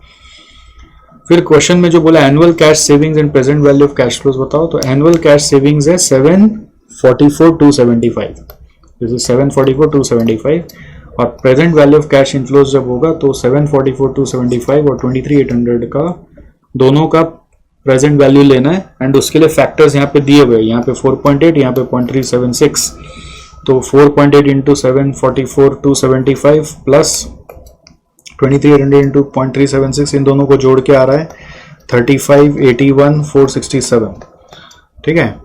This is your present value of cash inflows. और फिर एडवाइस ऑन द वायबिलिटी, तो एनपीवी निकालना होगा, तो एनपीवी के लिए माइनस कर दूंगा 36,40,280, तो एनपीवी आ रही है negative. This is your NPV. देखिए एनपीवी नेगेटिव आ रहा है तो प्रपोजल रिजेक्ट हो जाएगा। समझ में आया आपको? अब ये तो सर करके दे दिए तो आपका सारा भ्रम टूट गया कि यहाँ कैसे आया कैसे आया। अब आप जब अपने से करे होंगे तो आपके मन में कई सारे सवाल आ गए कि ये कैसे सोचेगा कैसे सोचेगा। अब उसको लेके सोचने से कोई फायदा नहीं है कि कैसे सोचेगा कैसे सोचेगा। अब आपको ये समझ में आ गया, अब ये सेम सम छप के आ जाए तो ऐसे ही छाप देना, क्या है, समझ में आया? अब अगर सेम सम नहीं आया, कुछ भी आया तो जो क्लिक करेगा वही करेगा, फिर जितना मार्क्स मिलेगा मिलेगा भाई, ठीक है। इंस्टीट्यूट इसलिए तो बोलता है 100 में 40 लाना है तुमको, कौन सा 100 में 100 लाने बोल रहे हैं। इंस्टीट्यूट मानता है कि हम लोग ऐसे बदमाशी करते हैं इसलिए तो आपको बोले 40 ही लाना है, 50 ही लाना, नहीं तो बोलते सर हम बदमाशी नहीं करेंगे तो 100 में 80 ला के दिखाओ, 80 पास मार्क है। जैसे सीमा इंस्टीट्यूट का एग्जाम है उसमें बोलता है 80 पास मार्क है, क्योंकि उन लोग ये सब नहीं करता है, बोला 80 पास मार्क है, जाओ पास मार्क बढ़ा दिया। वाला हम लोग का सब डिसिप्लिन है तो पास मार्क बढ़ा रहे हैं। आप लोग यहाँ पे डिसिप्लिन नहीं, इसीलिए तो 40 लाने बोल रहा है। Next leasing. लीजिंग में भी माथा पूरा खप गया, क्यों? क्योंकि पहले आंसर देख लिए, तो आंसर देख लिए तो आंसर मैच ही नहीं हो, ठीक है। फिर बोला हटाओ, आंसर नहीं देखेंगे, हम लोग जो सीखे हैं उस प्रोसेस को फॉलो करेंगे, जो हमारा स्टेप्स हम उसको फॉलो करेंगे, क्वेश्चन को फिर इग्नोर करें और पूरा सम को अपने तरीके से जैसे अपने क्लास में पढ़ते हैं वैसे सॉल्व करने लगे। और देखा फाइनल आंसर मैच कर गया। अच्छा, अपने आप को ऐसे थपथपाया। बहुत बार क्या होता है जब सम आते हैं ना, कई बार जैसे ही कल से बना रहे थे, कल पूरा दिन बैठे रहे तो क्या होता है दिन में, जैसे आप भी डिस्ट्रैक्टेड है तो हम भी थोड़ा बहुत डिस्ट्रैक्टेड रहते ही हैं, तो डिस्ट्रैक्शंस कल काफ़ी था। तो डिस्ट्रैक्शंस में देखा कि ये सम बन ही नहीं रहा है, फिर बहुत माथा लगाया। जो चीज़ नहीं बनता है ना, मैं क्या करता हूँ उस पर ज़्यादा ड्रैग नहीं कर रहा हूँ, मैं छोड़ देता हूँ उसको, ठीक है। माइंड के पास डेटा तो चला ही गया, माइंड अपने आप प्रोसेस करेगा, सो जाता हूँ, रिलैक्स करता हूँ और फिर थोड़ा गैप के बाद उसको बनाता हूँ। जैसे आप एग्जाम हॉल में भी कोई समय फंस जाओ ना, तो बहुत ज़्यादा उसी समय मत घसीटो उसको, स्विच करो तुरंत, फिर थोड़ा गैप फिर स्पेस छोड़ दो, पेजेस छोड़ दो, फिर वापस थोड़ी देर बाद माइंड जब कूल हो, रिलैक्स हो, वापस देखोगे आपका बनने लगेगा। तो यही हुआ मेरे साथ, कल पूरा एकदम डिस्टर्ब था, फिर हुआ ही नहीं। तो सुबह पहले आज वापस लेके बैठ गया, और आज सुबह जब लेके बैठे तो एक एक बार में झट झट झट झट करके सब बन गया। मतलब फर्स्ट वाला भी हो गया और सेकंड वाला भी हो गया, और बस basically it was like a fresh start किया और समझ में आ गया ये गड़बड़ लग रहा है, क्या गड़बड़ कर रहा है उस समय नहीं पकड़ में आ रहा था। तो आपको ये सिखाना था कि कभी भी कोई भी चीज़ नहीं बने तो माइंड मतलब डिस्टर्ब हो गया, तो माइंड डिस्टर्ब हो गया तो उसको काम होने दीजिए, डीप ब्रीदिंग करिए। एग्जाम हॉल में ऐसा हो जाए तो थोड़ा सा डीप ब्रीदिंग करके उस क्वेश्चन को एक बार छोड़ के आगे बढ़ जाएंगे, ये नहीं कि उसी के पीछे पड़े रहेंगे, ठीक है, क्योंकि टाइम खाएगा वो, दूसरा का भी टाइम खा जाएगा वो। तो लीजिंग में यहाँ पे बोल रहे हैं कंपनी है, उसके पास उसको कार लेना है 40 लाख का, और उसके पास ऑप्शन है कि क्या तो उसको लीज पे लेगा या बोरो करके परचेज करेगा। अब देखो यहाँ पे एक वर्ड डाला झूठ मूठ का, taking the car on finance lease. Finance lease जब बोल रहा है ना, तो it is just like buying it on instalments and then clearing the instalments and getting the position, ठीक है। तो मैं ये लिटरल मीनिंग पे चला गया, फर्स्ट टाइम करा तो फाइनेंस लीज मतलब तो कुछ और होता है। फाइनेंस लीज तो नॉर्मल लीज नहीं होता, ऑपरेटिंग लीज होता है और फाइनेंस लीज होता है। तो ऑपरेटिंग लीज मतलब भाड़ा पे लेना, फाइनेंस लीज मतलब इंस्टॉलमेंट पे लेना, और इंस्टॉलमेंट को भुगताएंगे तो लास्ट इंस्टॉलमेंट पे हम लोगों को सारा ओनरशिप मिल जाएगा, और जब तक हम इंस्टॉलमेंट नहीं देते डेप्रिसिएशन मेरा है, सैलवेज वैल्यू पे फिर मेरा ही है। तो मैं ऐसे सोचने लगा, और ये सोचने लगा कि जो नीचे में आगे देखो 5 साल का बोल रहा है पीरियड है और लीज रेंट 8.75 है, तो मुझे लगने लगा कि फाइनेंस लीज है और ये 8.75 लाख एक तरह का EMI है, मतलब EI है, इक्वल एनुअल इंस्टॉलमेंट है। तो इसको मैं अमोर्टाइज करने लगा और इसमें इंटरेस्ट पोर्शन निकालने लगा, तो इसमें टाइम गया। फिर इंटरेस्ट पोर्शन निकालने लगा तो लास्ट में जाके देखता हूँ कि तो बैलेंस खत्म ही नहीं हुआ, हिसाब से तो 5 साल में फिर लोन खत्म हो जाना चाहिए, लोन खत्म ही नहीं हुआ। लग रही है तो कैसे हिसाब बन रहा है भाई, पूरा सम बन नहीं रहा। फिर घबरा गया पूरा, एक गड़बड़ होती है ना, पूरा दर्द सब गड़बड़ पूरा, मतलब टिला ही ढह जाता है। तो उसको कंट्रोल करना पड़ता है, कैसे, बाय स्किपिंग इट। तो मतलब छोड़ो, जाने दो, बाद में देखते इस समय को।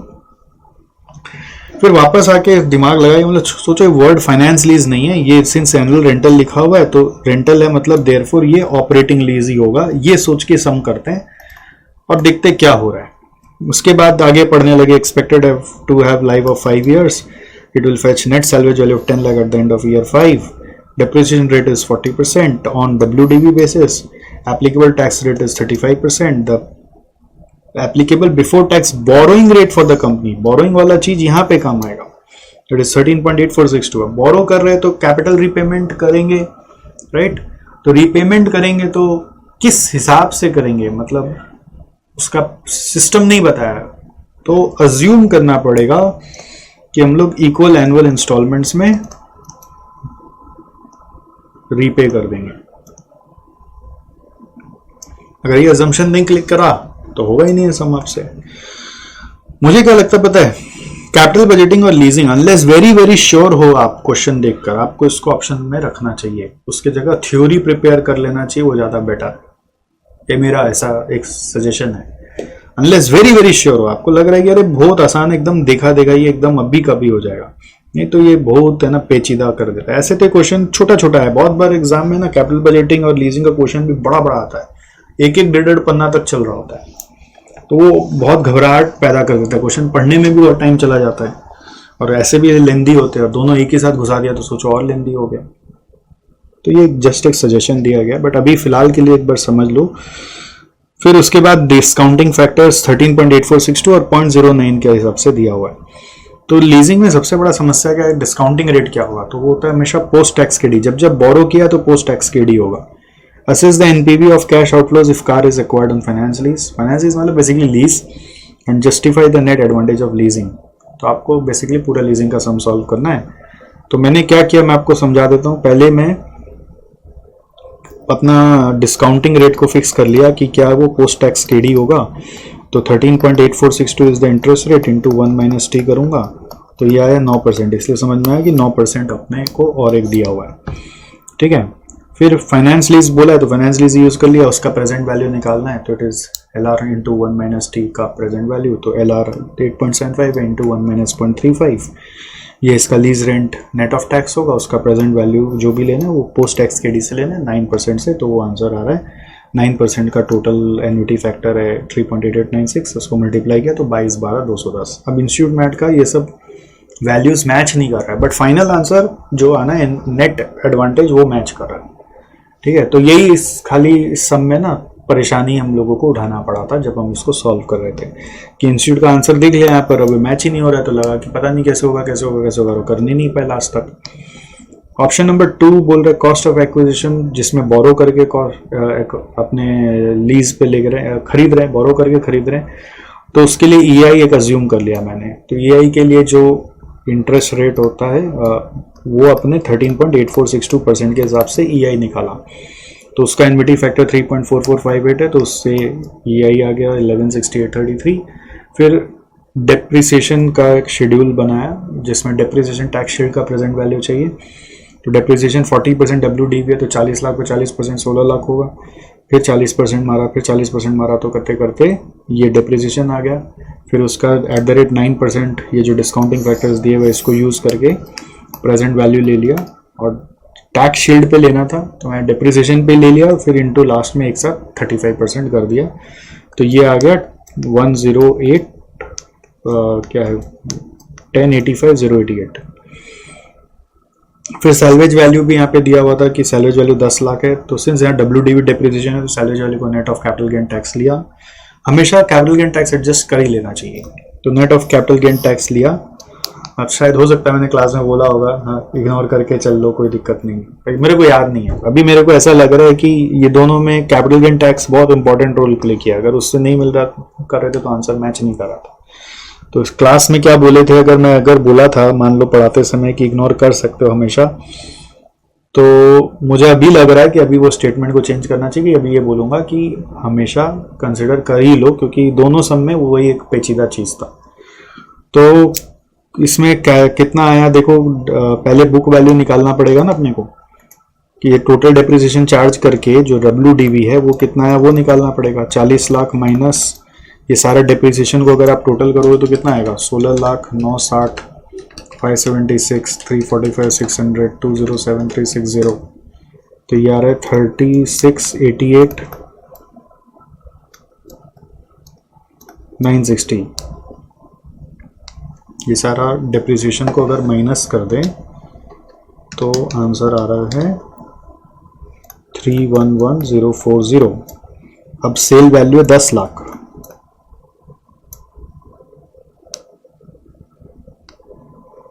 सेल वैल्यू कितना 10 लाख है, तो प्लस 10 लाख करेंगे तो STCG आ गया 688,960, उस पर टैक्स देना पड़ेगा @35%, तो 241136 आ रहा है।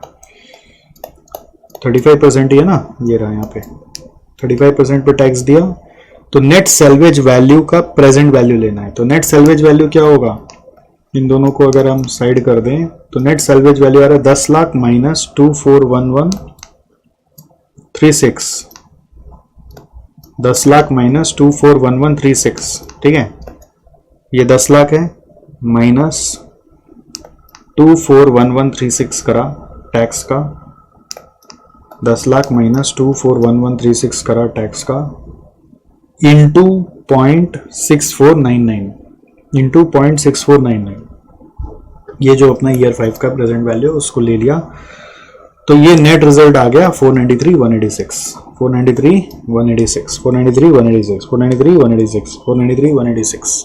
ओके, तो ये सब वर्किंग नोट्स बन रहे एक तरह से, आप सोच सकते हो कि ये ईआई का वर्किंग हुआ, ये डिप्रिसिएशन का प्रेजेंट वैल्यू आ गया, सेल्वेज वैल्यू आ गया, फिर मैंने अमोर्टाइजेशन किया इस 11,60,833 का, तो अमोर्टाइजेशन करके इंटरेस्ट अमाउंट निकला @13.8462%, फिर इस इंटरेस्ट का टैक्स शील्ड निकाला विच इज इंटरेस्ट इंटू 35%, फिर उसका प्रेजेंट वैल्यू निकाला @9%, तो 515,220 आया, और फिर present value of cost of acquisition निकाला which is equal to present value of, ये क्या है, present value of this EI है 116833 का प्रेजेंट वैल्यू, और वो @9% करके करना है, तो 9% पे 3.8896 इंटू 3.8896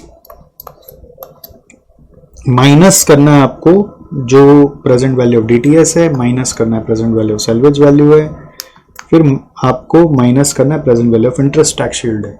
जो हम लोग का प्रोसेस है वो यही था, अगर आपको याद हो वो प्रोसेस को फॉलो किया तो नेट वैल्यू आया, नेट एडवांटेज ऑफ लीजिंग, ये वाला फिगर आया और ये एकदम ऑलमोस्ट मैच कर गया जो इंस्टीट्यूट का आंसर दिया हुआ उससे। तो अगर लीजिंग में अगर आप देखें तो कॉस्ट जो है वो कम पड़ रहा है, तो therefore leasing is better. But यहाँ पे वर्ड फाइनेंशियल लीजिंग लिखकर पूरा कचरा किया, खाली ऑपरेटिंग लीज लिखना चाहिए था।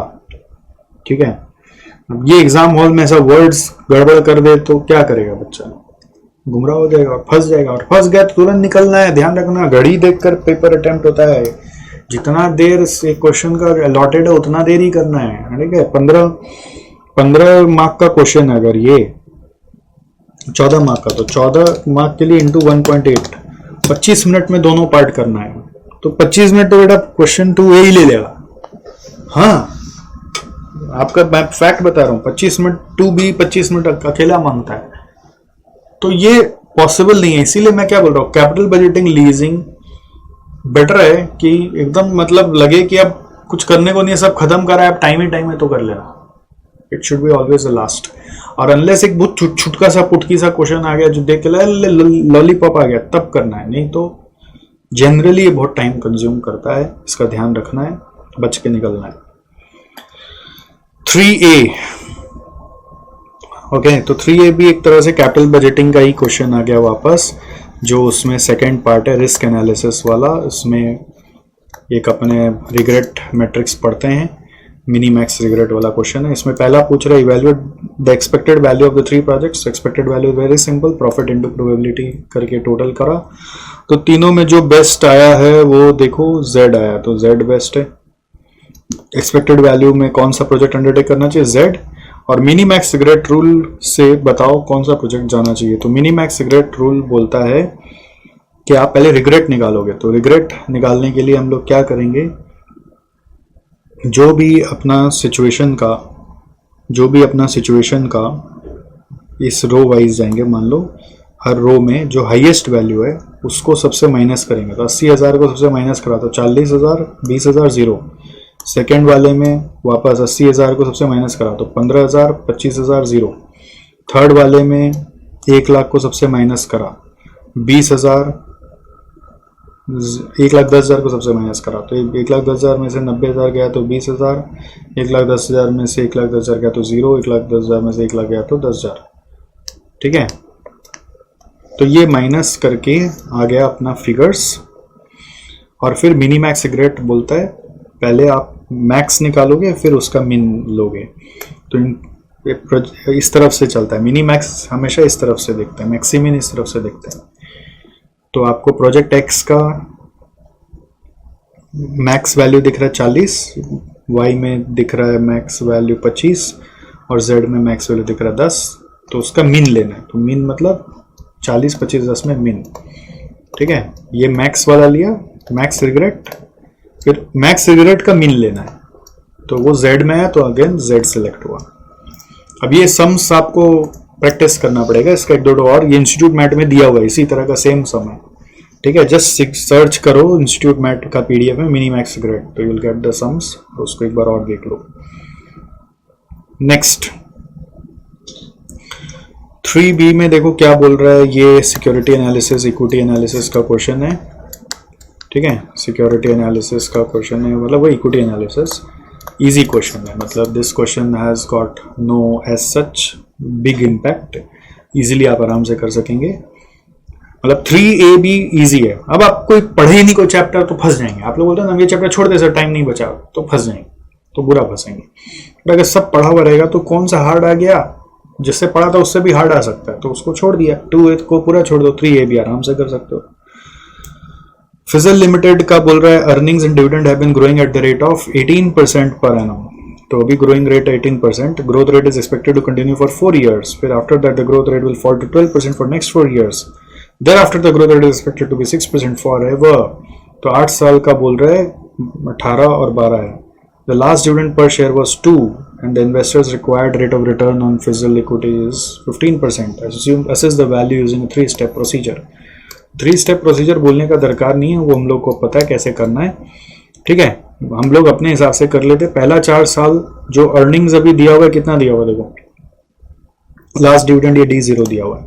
तो पहला 4 साल 18% से बढ़ाओ D0 को, D1 पे, D2 पे, D3 पे, D4 पे, फिर D5, D6, D7, D8 को आप 12% से बढ़ाओ, ठीक है, और फिर 6% फॉर एवर चल रहा है, तो D9 टू इन्फिनिटी 6% पे चल रहा है। देखो ये वाला 18% से बढ़ाया, 18 से बढ़ाया, 18 से बढ़ाया, 18 से बढ़ाया, फिर 12 से बढ़ाया, 12 से बढ़ाया, 12 से बढ़ाया, 12 से बढ़ाया, ऐसे करके 8 साल का आ गया। फिर 9 से इन्फिनिटी ये वाला जो है आगे फर्दर 6% से बढ़ाया, तो 9 से इन्फिनिटी से P8 आ गया, ठीक है, और ईयर 1 to 8 का अलग से किया हुआ है। तो डिस्काउंटिंग फैक्टर 15% दिया, तो ईयर 1 to 8 का टोटल कर लिया, और P8 जो भी आंसर आया उसको भी फिर P0 पे ले आए, इंटू 0.327 किया, तो ये P0 पे आ गया।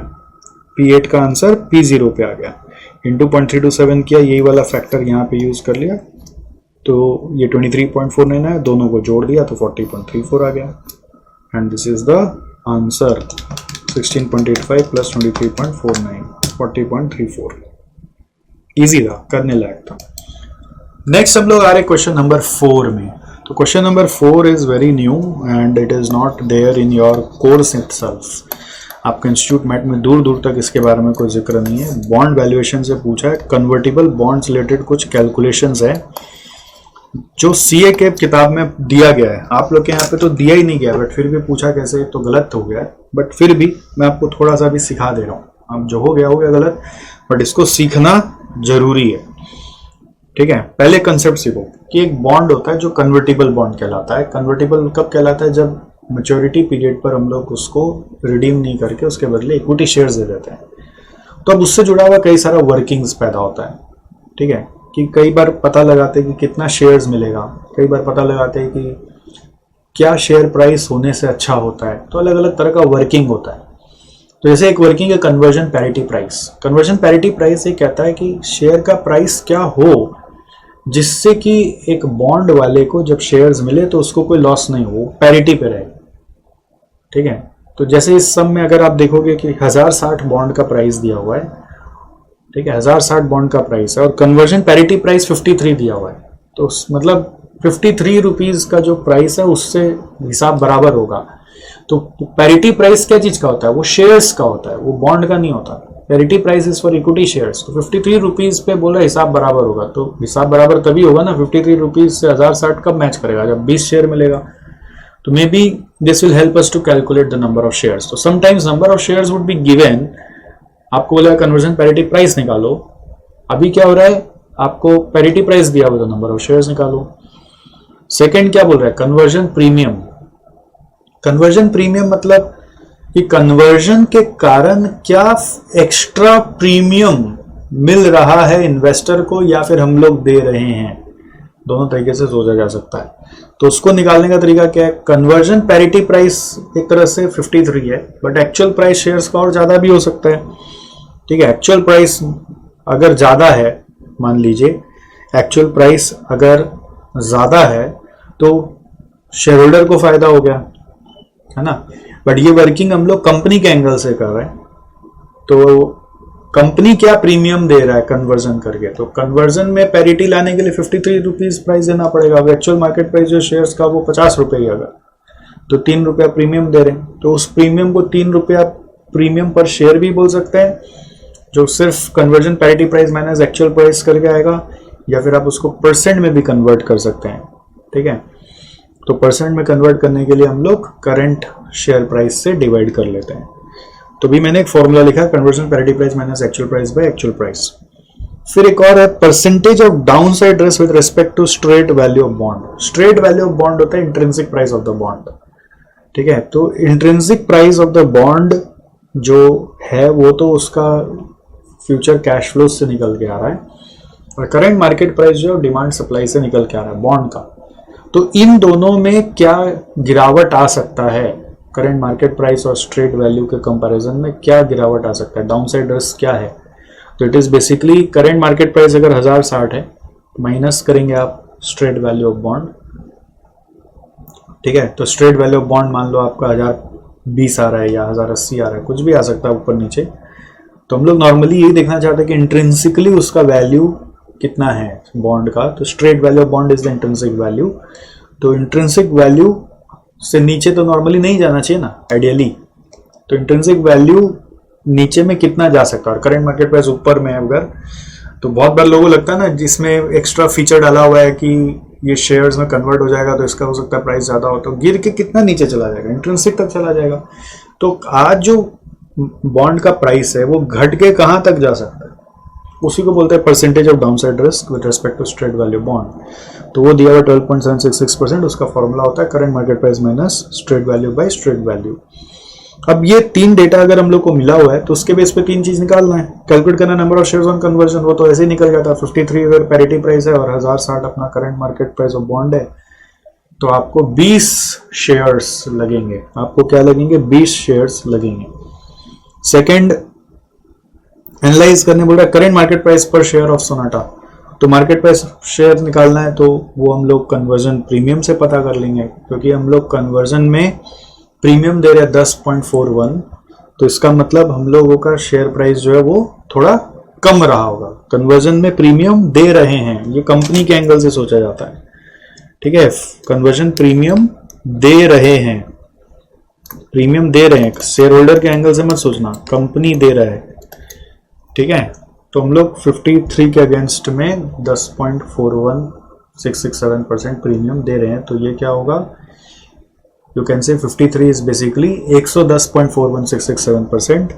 तो ये आप इस फॉर्मूला में भी पुट करके सॉल्व करके निकाल सकते हो, एक्चुअल प्राइस आ जाएगा, एक ही आएगा, बट शॉर्टकट है 53/110.41667%, तो ये आ रहा है 48 रुपीज़। मतलब हम लोग प्रीमियम दे रहे हैं कन्वर्जन के समय, मतलब कन्वर्जन पैरिटी तभी होगा जब प्रीमियम होगा, ऐसे सोच लो। और परसेंटेज ऑफ डाउनसाइड रिस्क से अपने को स्ट्रेट वैल्यू ऑफ बॉन्ड निकालना है। Current market price of bond 1060 मालूम है, minus straight value by straight value is equal to 12.766% से सॉल्व करके स्ट्रेट वैल्यू निकाला जा सकता है 940।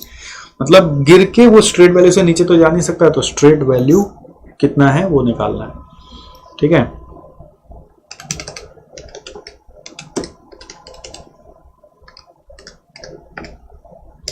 इसका भी शॉर्टकट हो सकता है, आप ऐसे भी बोल सकते हैं 1060 बाई 112.766%, एक ही बात है। जैसे वो शॉर्टकट बना तो ऊपर में 53 बाई, और वैसे यहाँ पे भी बन सकता है। बट ये सब ध्यान रखना है कि हमेशा करंट प्राइस दिया होगा जरूरी नहीं, हो सकता है क्वेश्चन में स्ट्रेट वैल्यू दे दे, उल्टा कैलकुलेशन दे दे, तो कंसेप्चुअली चीज को याद रखना है, जस्ट ऐसे ही नहीं कि बस ये है। ऑलराइट, तो अब इससे जुड़ा हुआ आपका कुछ भी समझ आएगा तो आप कर पाओगे। कभी उल्टा भी हो सकता है, सबस्ट्रेट वैल्यू दिया रहेगा, करंट मार्केट प्राइस दिया हुआ रहेगा, आपको पैरिटी प्राइस निकालने बोलेगा, कन्वर्जन प्रीमियम निकालने बोलेगा, ऐसा भी हो सकता है। ओके, आइए नेक्स्ट। ये क्या म्यूचुअल फंड का क्वेश्चन है, और ये भी बहुत जबरदस्त क्वेश्चन है। मतलब इसमें एक छोटा सा हिंट है जो अगर आप नहीं कैचअप कर पाएंगे तो गए। तो इसमें बोल रहा था एक फंड ने नया इशू लाया। नया इशू जब भी आता है ना फंड का, तो बहुत ध्यान रखना पड़ता है कि उसका सारा पैसा कहाँ गया वो ट्रैक करना पड़ता है।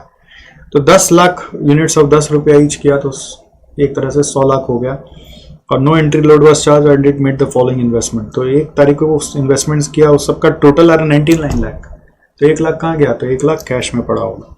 यही खाली एक ट्रिक था कि 1 लाख कहाँ गया, 1 लाख कैश में पड़ा होगा। ये नहीं खोज सकते तो सब नहीं होता।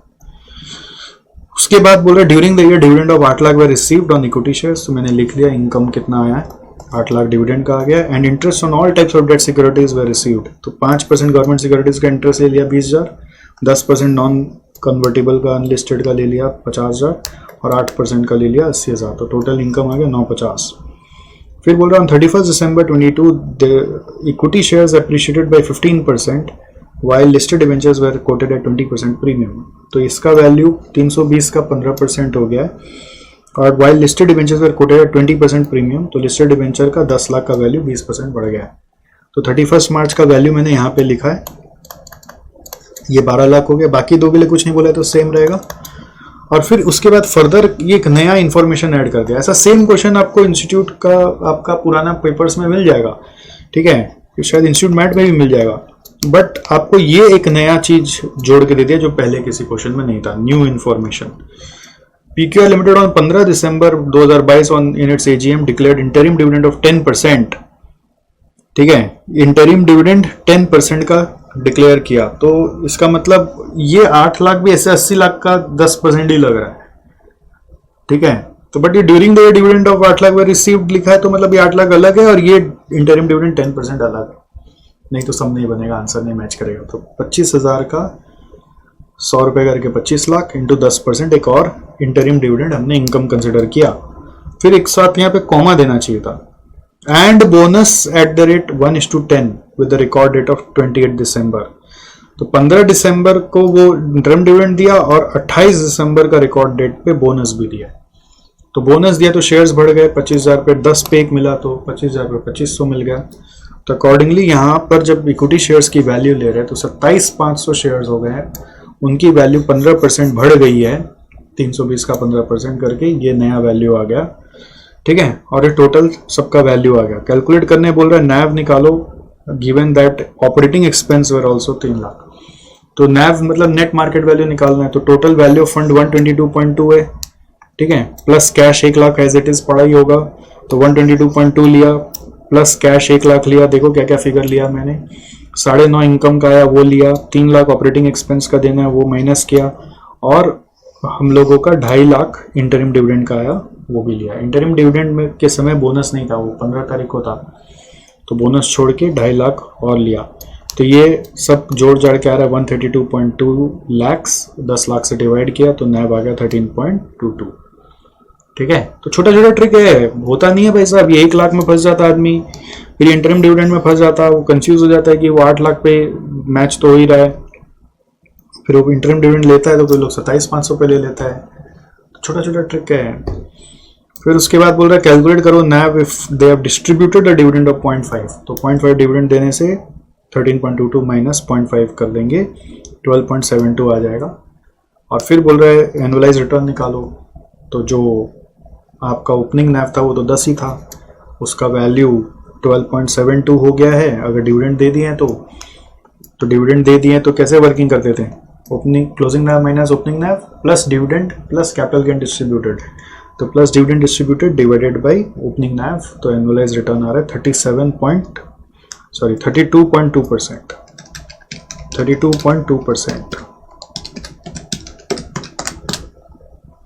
कितना आ रहा है, 32.2%। समझ में आया आपको?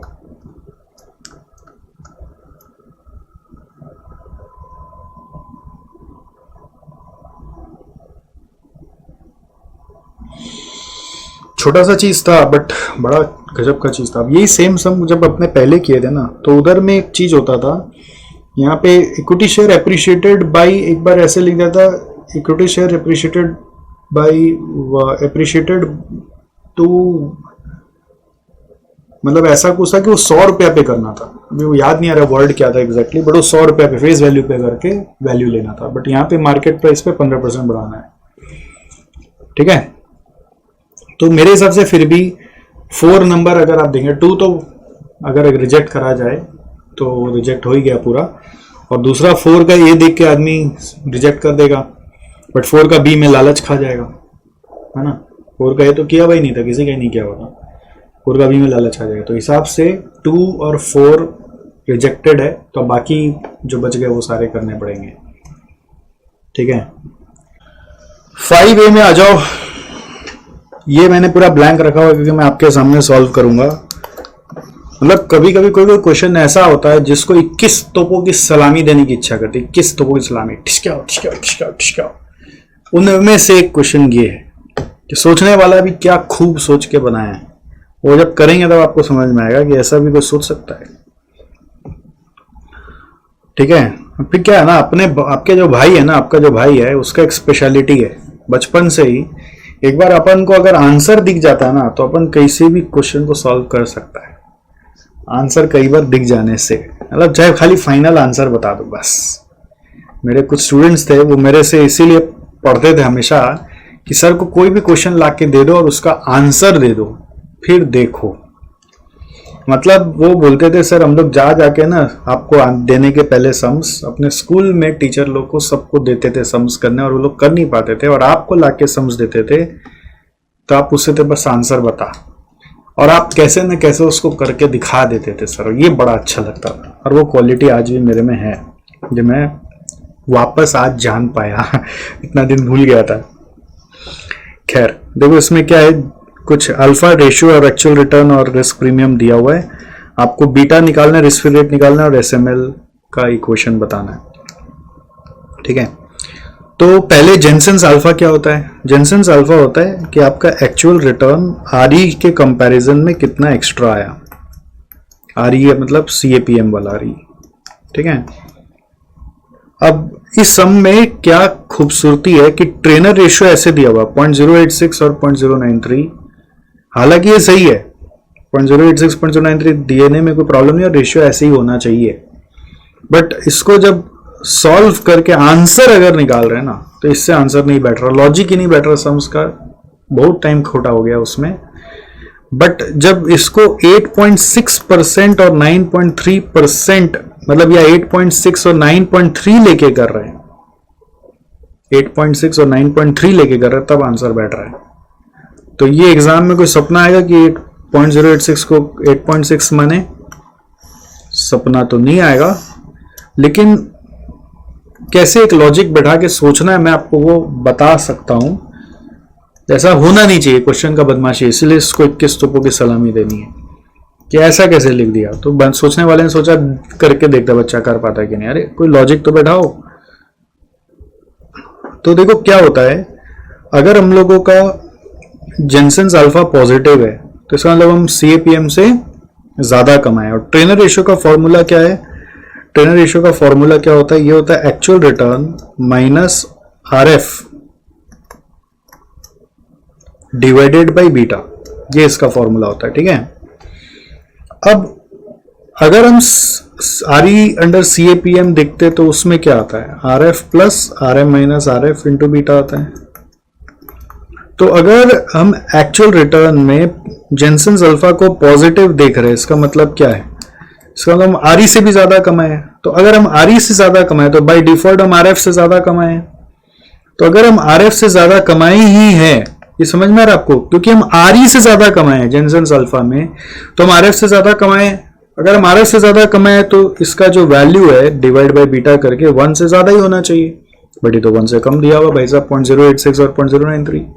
तो मैच ही नहीं हो रहा, मतलब लॉजिक से सारा क्वेश्चन ही मैच नहीं हो रहा। तो इसको जब तक आप 8.6 और 9.3 टाइम्स लेके नहीं करेंगे आपका सम बनेगा ही नहीं। तो ये अब कौन बता सकता है? ये मेरे जैसा कोई आपको खोज काज के बता सकता है, अदरवाइज इसे पता नहीं चलेगा। ठीक है, रिस्क प्रीमियम मतलब क्या होता है? रिस्क प्रीमियम मतलब है आरएम माइनस आरएफ का value, this is your risk premium. तो क्वेश्चन में बोल रहा है बीटा निकालो, तो वैसे बीटा खाली ट्रेनर रेशियो में यूज होता है, बट आपको सारे हथकंडे आजमाने पड़ेंगे, बैक कैलकुलेशन कर करके देखना पड़ेगा कि जेनसेंस अल्फा से हम लोग को क्या मिल रहा है। जेनसेंस अल्फा से मिल रहा है हम लोगों को एक्चुअल रिटर्न माइनस आरई अंडर सीएपीएम। तो ये अगर हम लोग स्मार्ट का वर्किंग करें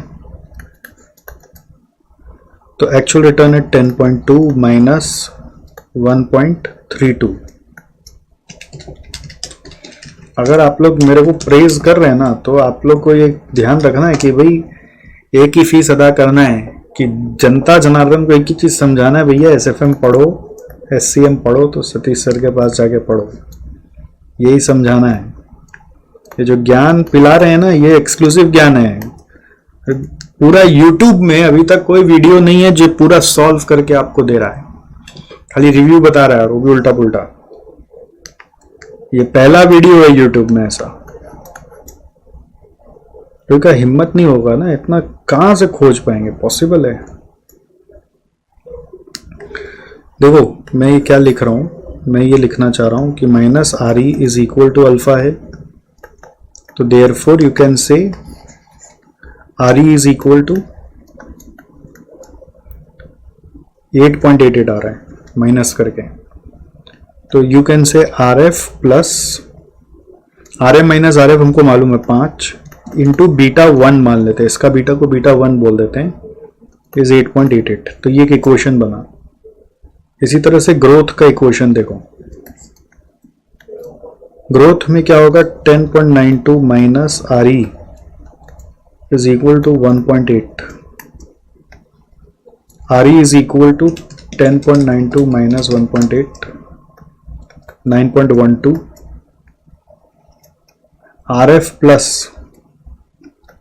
5 into beta 2 is equal to 9.12। ये दूसरा इक्वेशन बन गया। ठीक है, अब और देखते हैं ट्रेनर रेशियो से क्या बन रहा है।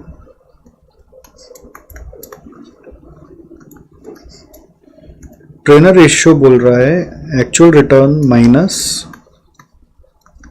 R F by beta. तो रेस्पेक्टिव बीटा होगा स्मार्ट का 10.2 माइनस आर एफ मालूम नहीं है, ये बीटा 1। आर एफ दोनों में सेम होगा, आर एफ 1 आर एफ 2 नहीं होगा, इज इक्वल टू ये 8.6 नहीं लेंगे तो काम नहीं बनेगा। और 8.6 हायर ऐसा क्यों होना चाहिए, क्योंकि आपका जेनसेन अल्फा पॉजिटिव है। जेनसेन अल्फा अगर पॉजिटिव है इसका मतलब आप आर ई से ज्यादा कमाए हैं, तो देयरफॉर ट्रेनर रेशियो तो 1 से ज्यादा होना ही चाहिए।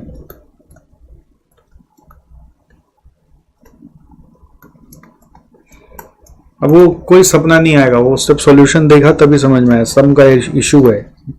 अब आप लोग पजल्ड हो रखे थे, परेशान हो रखे थे इतना ज़्यादा कि मैं ये खोज के निकाल दिया आप लोग को। अच्छा, इसमें और क्या इसको सिंप्लीफाई करके लिख सकते हैं, 10.2 minus R F is equal to 8.6 B1। So R F plus 8.6 B1 is equal to 10.2। अब ऐसे ही ग्रोथ का आ जाएगा,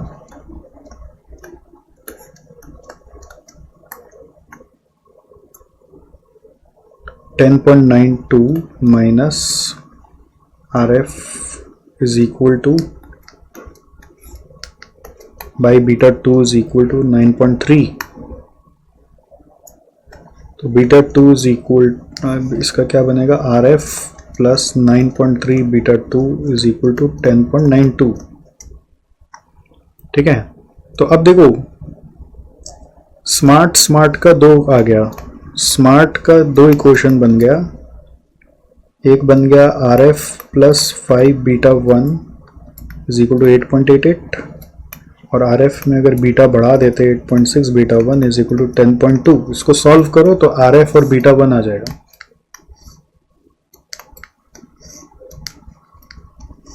ठीक है, तो आर एफ कट गया, तो ये आ रहा है 3.6 बीटा 1 इज इक्वल टू 1.32। तो बीटा 1 इज कमिंग 0.37, 3667 आ रहा है, तो 37। ऐसे ही ग्रोथ का भी आप इक्वेशन बना सकते हो। सर ये सब एग्जाम में हमसे कैसे होता है, नहीं हो सकता था, कोई से नहीं हो सकता था। ये सिर्फ आंसर देने से मैं कर पाया, मैं भी नहीं कर पाता, मैं भी बहुत देर सोचा इसको लेके, बहुत बाल उड़ा दिए अपने, मूछें उड़ गई मेरी पूरी, कम हो गया मूछ। 4.3 beta 2 is equal to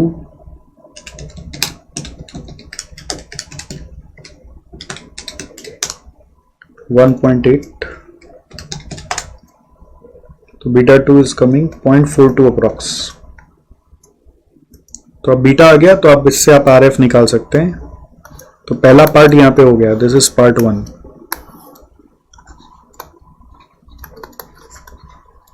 beta 1 is 0.37, beta of smart is 0.37 and beta of growth is 0.42। ठीक है, और पार्ट 2 में चलें, वहां पे बोला आरएफ निकालो, तो आरएफ तो कोई भी क्वेश्चन में बढ़ाने से आ जाएगा। RF is equal to 8.88 minus 5 into beta 1, 5 into 0.37 minus 8.88 करके आ रहा है 7.03। और पार्ट 3 में क्या बोला भाई, identify SML, security market line होता है RF plus RM minus RF into beta. तो RF है हम लोगों का 7.03, RM मालूम है 5%, RM minus RF risk premium बोल देते हैं, risk premium into point beta is 0.37, ऐसे लिख दिया। या फिर आप ऐसे भी लिख सकते हो 5 इंटू बीटा भी लिख सकते हो, ये ज्यादा बेटर है। ये हो गया स्मार्ट का,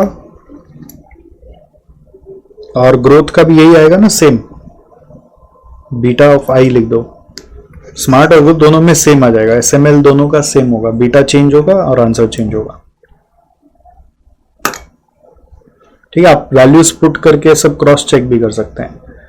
ठीक है, जैसे RE का वैल्यू 8.88 आना चाहिए, तो आप चेक करो, अगर बीटा का वैल्यू 0.37 बैठा दें, 0.37 इंटू 5 प्लस 7.03, 8.88, समझे? This is your SML। ये कोई नहीं बता पाएगा आपको, सोल्यूशन सिर्फ सर ही बताते हैं, बट मैं बहुत आराम से चलता हूँ। आप लोग का प्रॉब्लम क्या पता है, कुछ अर्नी क्या है, एग्जाम खत्म हुआ नहीं सारा सोल्यूशन बता दो, सर सारा सोल्यूशन बता दो। अरे तुम 3 घंटा पढ़ के इतना वो कर के एग्जाम दिए हो, 3 महीना पढ़ के 3 घंटा एग्जाम दिए हो, पेपर आता नहीं है, तुम लोग चालू कर देते हो sir solution solution solution solution. But अरे सोल्यूशन के लिए बैठना पड़ता है 2 दिन, जब तक नहीं बैठते एक सोल्यूशन नहीं बनता ढंग से। अब वैसे ही हवा में खाली सोल्यूशन बताना है तो बहुत सारे सर बता देते हैं, आप उससे सुन लो। मेरा सोल्यूशन चाहिए, वेट करना पड़ेगा आपको। मैं आराम से लाता हूँ, मैं हर बार पूरा लाता हूँ, हर बार जब एकदम बेसिक पेपर आ जाता है मैं नहीं लाता हूँ। जहां मुझे लगता है कि पेपर अच्छा आया मैं पूरा लाता हूँ। पुराना भी अगर आप देखोगे आपको बहुत सारा मिलेगा, बट आपको मेरे लिए पेशेंस रखना पड़ेगा। आप मेरे को कुछ अर्नी नहीं कर सकते। मैं जहां आप मेरे पीछे पड़ोगे ना, तो क्या होगा कि मैं डिस्टर्ब हो जाता हूँ, फिर मैं बोलता हूँ जॉब तो एकदम नहीं देंगे, जो होगा देखा जाएगा। तो मेरे को बहुत धैर्य से काम करना का हैबिट है। पीछे पड़ोगे, मैसेज करने लगोगे, मेरा दिमाग चकरा जाएगा और एकदम नहीं करता फिर। खैर, ये वाला क्वेश्चन पोर्टफोलियो का ये भी करा हुआ अपना, इजी क्वेश्चन है, बट इसको जब इंस्टीट्यूट मैट में अगर आप देखोगे तो उधर कुछ गलत किया हुआ है, ठीक है। और लेकिन यहाँ पे जब आंसर्स दिया वो सही तरीके से करके दिया हुआ है। तो क्या गलत है वो मैं बता देता हूँ, एक प्रोसेस समझ लो। यहाँ पे शेयर्स दिया हुआ है, पोर्टफोलियो वेट है, बीटा एक्सपेक्टेड रिटर्न है, टोटल वेरिएंस है। फिर आपको standard deviation of portfolio return दिया हुआ है 14%, standard deviation of market portfolio returns यानी सिग्मा एम दिया हुआ है 14%। फिर को वेरिएंस आपको दिया हुआ है बीजी बीजेड, बीजेड डीएन और डीएन बीजी का। तो क्वेश्चन पहले बोल रहे पोर्टफोलियो बीटा निकालो, which is basically the weighted average beta, वो 0.68 आ रहा है। फिर बोल रहे residual variance of each of this shares निकालो। रेसिडुअल वेरिएंस होता है अनसिस्टमैटिक रिस्क, तो वो टोटल रिस्क अपने को मालूम है, this is total risk. Residual variance होता है अनसिस्टमैटिक रिस्क, तो पहले सिस्टमैटिक रिस्क निकालेंगे, फिर total risk minus unsystematic, total risk minus systematic risk करेंगे तो आंसर आ जाएगा। तो ये कैसे आएगा, total risk minus systematic risk करके। तो पहले सिस्टमैटिक रिस्क निकालना होगा। सिस्टमैटिक रिस्क कैसे निकलेगा, it is equal to formula is beta square into sigma M square. तो बीटा मालूम है, सिग्मा एम मालूम है 14%, तो beta square into sigma M square करा, 0.4 इंटू 0.14 का होल स्क्वायर कर दिया, यहाँ पे 1.2 इंटू 0.14 का कर दिया, यहाँ पे 0.5 इंटू 0.14 का कर दिया। तो आंसर हम लोगों का ये आ गया। देखना एक चीज ध्यान रखना, यहाँ पे जो टोटल वेरिएंस है वो पॉइंट्स में दिया हुआ है, तो इसलिए इसको 14 को 0.14 लेके सॉल्व करना है। तो ये सिस्टमैटिक रिस्क आ गया। फिर total risk minus systematic risk करोगे तो अनसिस्टमैटिक रिस्क आ जाएगा, ठीक है। Total risk minus systematic risk करोगे तो अनसिस्टमैटिक रिस्क आ जाएगा, जिसका आंसर मैंने यहाँ डाला है, ठीक है। रेसिडुअल वेरिएंस उसी को बोलते हैं। थर्ड में बोला portfolio variance using Sharpe index model. Portfolio variance मतलब पोर्टफोलियो का टोटल रिस्क निकालना है, which will be now systematic risk plus unsystematic risk. तो पोर्टफोलियो का सिस्टमैटिक रिस्क के लिए क्या करेंगे हम लोग, beta of portfolio into sigma M square. तो बीटा ऑफ पोर्टफोलियो 0.68 निकाला था, तो 0.68 into sigma M square is 14 का स्क्वायर, तो 0.68 इंटू 0.14 का स्क्वायर, ये बीटा पोर्टफोलियो से सिस्टमैटिक रिस्क ऑफ पोर्टफोलियो आया। अब अनसिस्टमैटिक रिस्क ऑफ पोर्टफोलियो कैसे आता है? It is equal to summation weight square into residual variance. ठीक है, सिग्मा ई का स्क्वायर करना नहीं है क्योंकि रेसिडुअल वेरिएंस ही दिया हुआ है। यही मिस्टेक था इंस्टीट्यूट मैट में, यहाँ पे वर्किंग में गड़बड़ किया हुआ है, वो लोग इसको भी स्क्वायर कर दिया है, बट इसको स्क्वायर नहीं करना है। Sigma E square as it is रहेगा, वेट को स्क्वायर करना है। देखो कैसे किया हुआ, 0.3, 0.3, 0.4, तो 0.3 का स्क्वायर, 0.3 का स्क्वायर, 0.4 का स्क्वायर करके, but residual variance as it is लिया गया, तीनों को जोड़ दिया तो ये अनसिस्टमैटिक रिस्क आ गया, फिर सिस्टमैटिक अनसिस्टमैटिक को जोड़ा तो टोटल रिस्क आ गया। 3 पार्ट में वर्किंग करना था। ठीक है, फिर बोला portfolio variance on the basis of modern portfolio theory given by Markowitz, तो उसके लिए 3 सिक्योरिटी पोर्टफोलियो यहाँ पे, तो 3 सिक्योरिटी पोर्टफोलियो का वेरिएंस का फॉर्मूला था A square plus B square plus C square वाला फॉर्मूला याद है आपको? A plus B plus C whole square वाला, it was like A plus B plus C whole square वाला। तो फॉर्मूला क्या था? A square plus B square plus C square plus 2ab plus 2bc plus 2ca। तो जब कॉव के साथ होता है तो फॉर्मूला हो जाता है जैसे डब्ल्यू एक्स सिग्मा एक्स का whole square, W Y sigma Y का whole square, W Z sigma Z का होल स्क्वायर, प्लस कॉवेरियंस दिया हुआ है ना, तो 2 into W X W Y into cov X Y, ऐसे चलता है। ठीक है, फिर 2 into W Y W Z into cov Y Z, 2 into W Z W X into cov Z X. ध्यान रखना ये फॉर्मूला था, तो उसको बस यूज कर लिया यहाँ पे। ठीक है, तो W X is the weight which is 0.3 का स्क्वायर, और सिग्मा एक्स का स्क्वायर, सिग्मा एक्स का होल स्क्वायर मतलब बेसिकली वेरिएंस ऑफ एक्स। तो वेट टोटल वेरिएंस ऑलरेडी मालूम है, टोटल वेरिएंस मतलब क्या होता है? सिग्मा स्क्वायर होता है वो, तो सिग्मा स्क्वायर ही दिया हुआ है 0.015, तो वेट का स्क्वायर इंटू 0.015, देखना वर्किंग 0.3 इंटू 0.015 का होल स्क्वायर कर दो रॉन्ग हो जाएगा, 0.3 square into 0.015, 0.3 square into 0.035, 0.4 square into 0.02, like this the results are coming. इसी तरीके से 2 into W X into W Y into cov of X Y 0.03, तो इसको सॉल्व किया, आंसर आ गया। तो ये इजी था, बट क्या है यहाँ पे अगर प्रैक्टिस नहीं किया हुआ ये सम तो गड़बड़ क्या हो सकता है? टोटल वेरिएंस को पॉइंट में रखा हुआ है तो ये 14 ले लिया तो गड़बड़ हो जाएगा, 0.14 लेना पड़ेगा। ठीक है, इवन जब मैं पहली बार क्लास में भी कराया था तो ये भी मिस्टेक हो गया था, 0.3 को मैंने 0.01186 को भी स्क्वायर कर लिया था, फिर किसी बच्चे ने नोटिस में लाया तो मैं उसको रेक्टिफाई किया। तो ये ध्यान रखना पड़ता है, प्रैक्टिस के साथ साथ अलर्टनेस भी जरूरत है। नेक्स्ट 6A में आ जाओ। 6A क्या चीज का क्वेश्चन है? ये फ्यूचर्स का क्वेश्चन है, बी इसमें पोर्टफोलियो एंड फ्यूचर्स मर्ज होके आ रहा है। तो सिक्योरिटी ए का प्राइस दिया हुआ है, नंबर ऑफ शेयर्स दिया हुआ है, बीटा दिया हुआ है, तो मैंने प्राइस और नंबर ऑफ शेयर्स मल्टीप्लाई करके वैल्यू ऑफ पोर्टफोलियो निकाल लिया। Cost of capital to the investor दिया हुआ 10.5%। आपको बोल रहा है बीटा ऑफ पोर्टफोलियो निकालो, तो बीटा निकालना इजी है, वैल्यू ऑफ पोर्टफोलियो जो भी मार्केट वैल्यू ऑफ शेयर्स है इनटू बीटा करके वेटेड एवरेज करना है, तो आंसर आ रहा है 0.849। तो ये आंसर है 0.849, ये मैंने यहाँ पे किया है। सेकंड बोल रहा है theoretical value of Nifty futures for February. तो यहाँ पे आप सोचने लग गए अरे थ्योरेटिकल वैल्यू कहाँ दिया हुआ भैया, निफ्टी का तो कोई वैल्यू नहीं है, निफ्टी का वैल्यू कहाँ से लें? तो उसका चक्कर है कि इसमें थर्ड पार्ट में दिया हुआ है। वो थर्ड पार्ट में देखो क्या बोल रहा है, number of contracts of Nifty the investor needs to sell to get a full hedge until February. हम लोग को फुल हेजिंग करना है निफ्टी के थ्रू इस पोर्टफोलियो का, और कितना कॉन्ट्रैक्ट्स चाहिए वो निकालना है। If the current value of Nifty is 5,900 and Nifty futures have a minimum trade lot requirement of 200 units, assume that the futures are trading at their fair value. तो futures are trading at their fair value. fair value मतलब 5,900 नहीं, 5,900 तो current value of futures है आपका।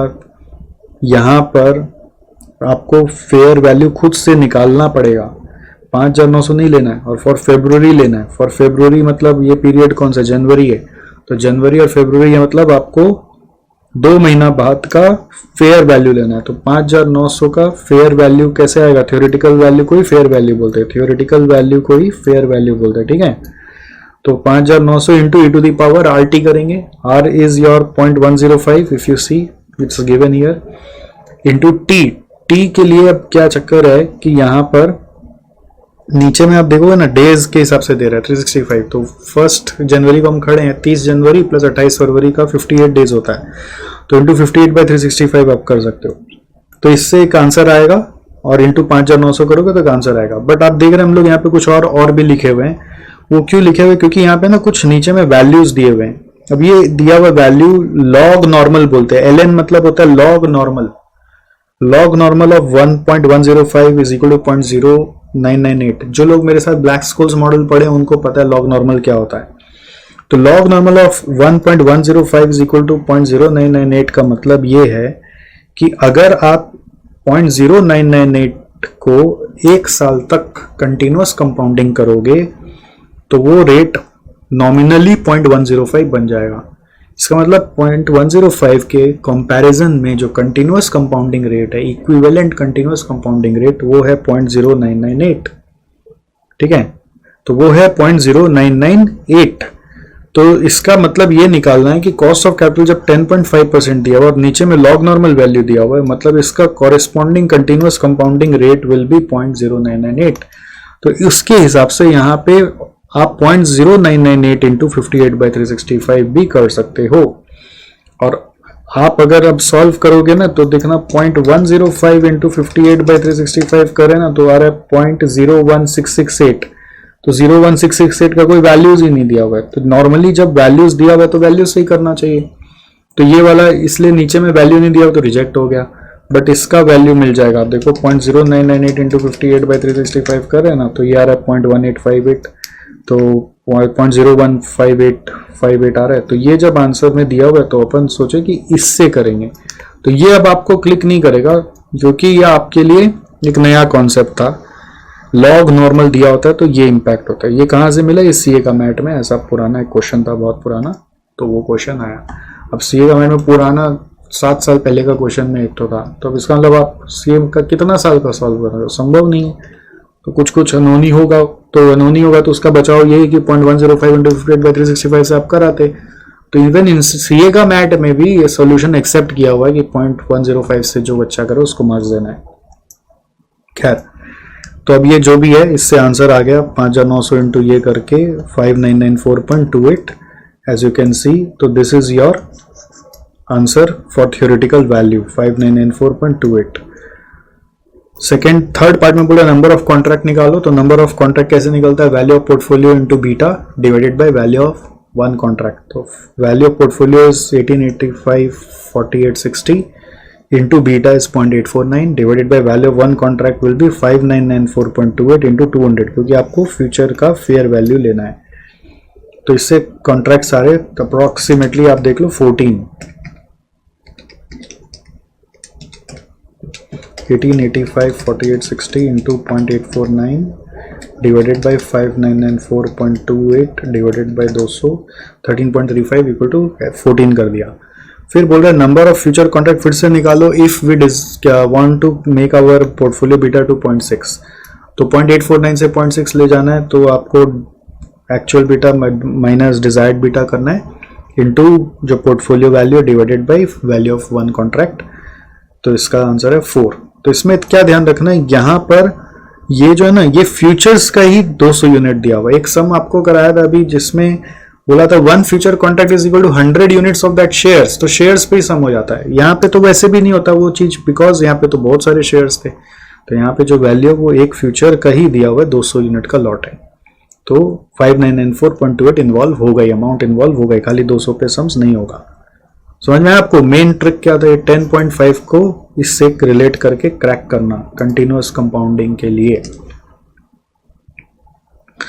Next आ जाओ आप, ये वाला क्वेश्चन देखो. ये ऑप्शंस का वैल्यूएशन का क्वेश्चन है, डेल्टा रूट से वैल्यू करने का. इजी क्वेश्चन है.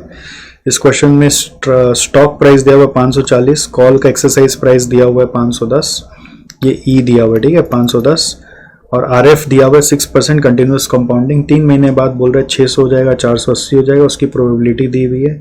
तो मैंने पे ऑफ निकाल लिया. अगर 510 स्ट्राइक प्राइस है तो 90 होगा या 0 होगा.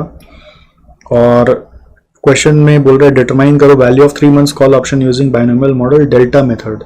तो डेल्टा मेथड के लिए पहले डेल्टा लगेगा। Delta is the pay of difference bye stock price difference. तो 90 माइनस 0 बाई 600 माइनस 480 करके डेल्टा निकाल लिया 0.75। डेल्टा रूट का फॉर्मूला याद होना चाहिए, it is equal to delta into S0 minus PV of lower expected price.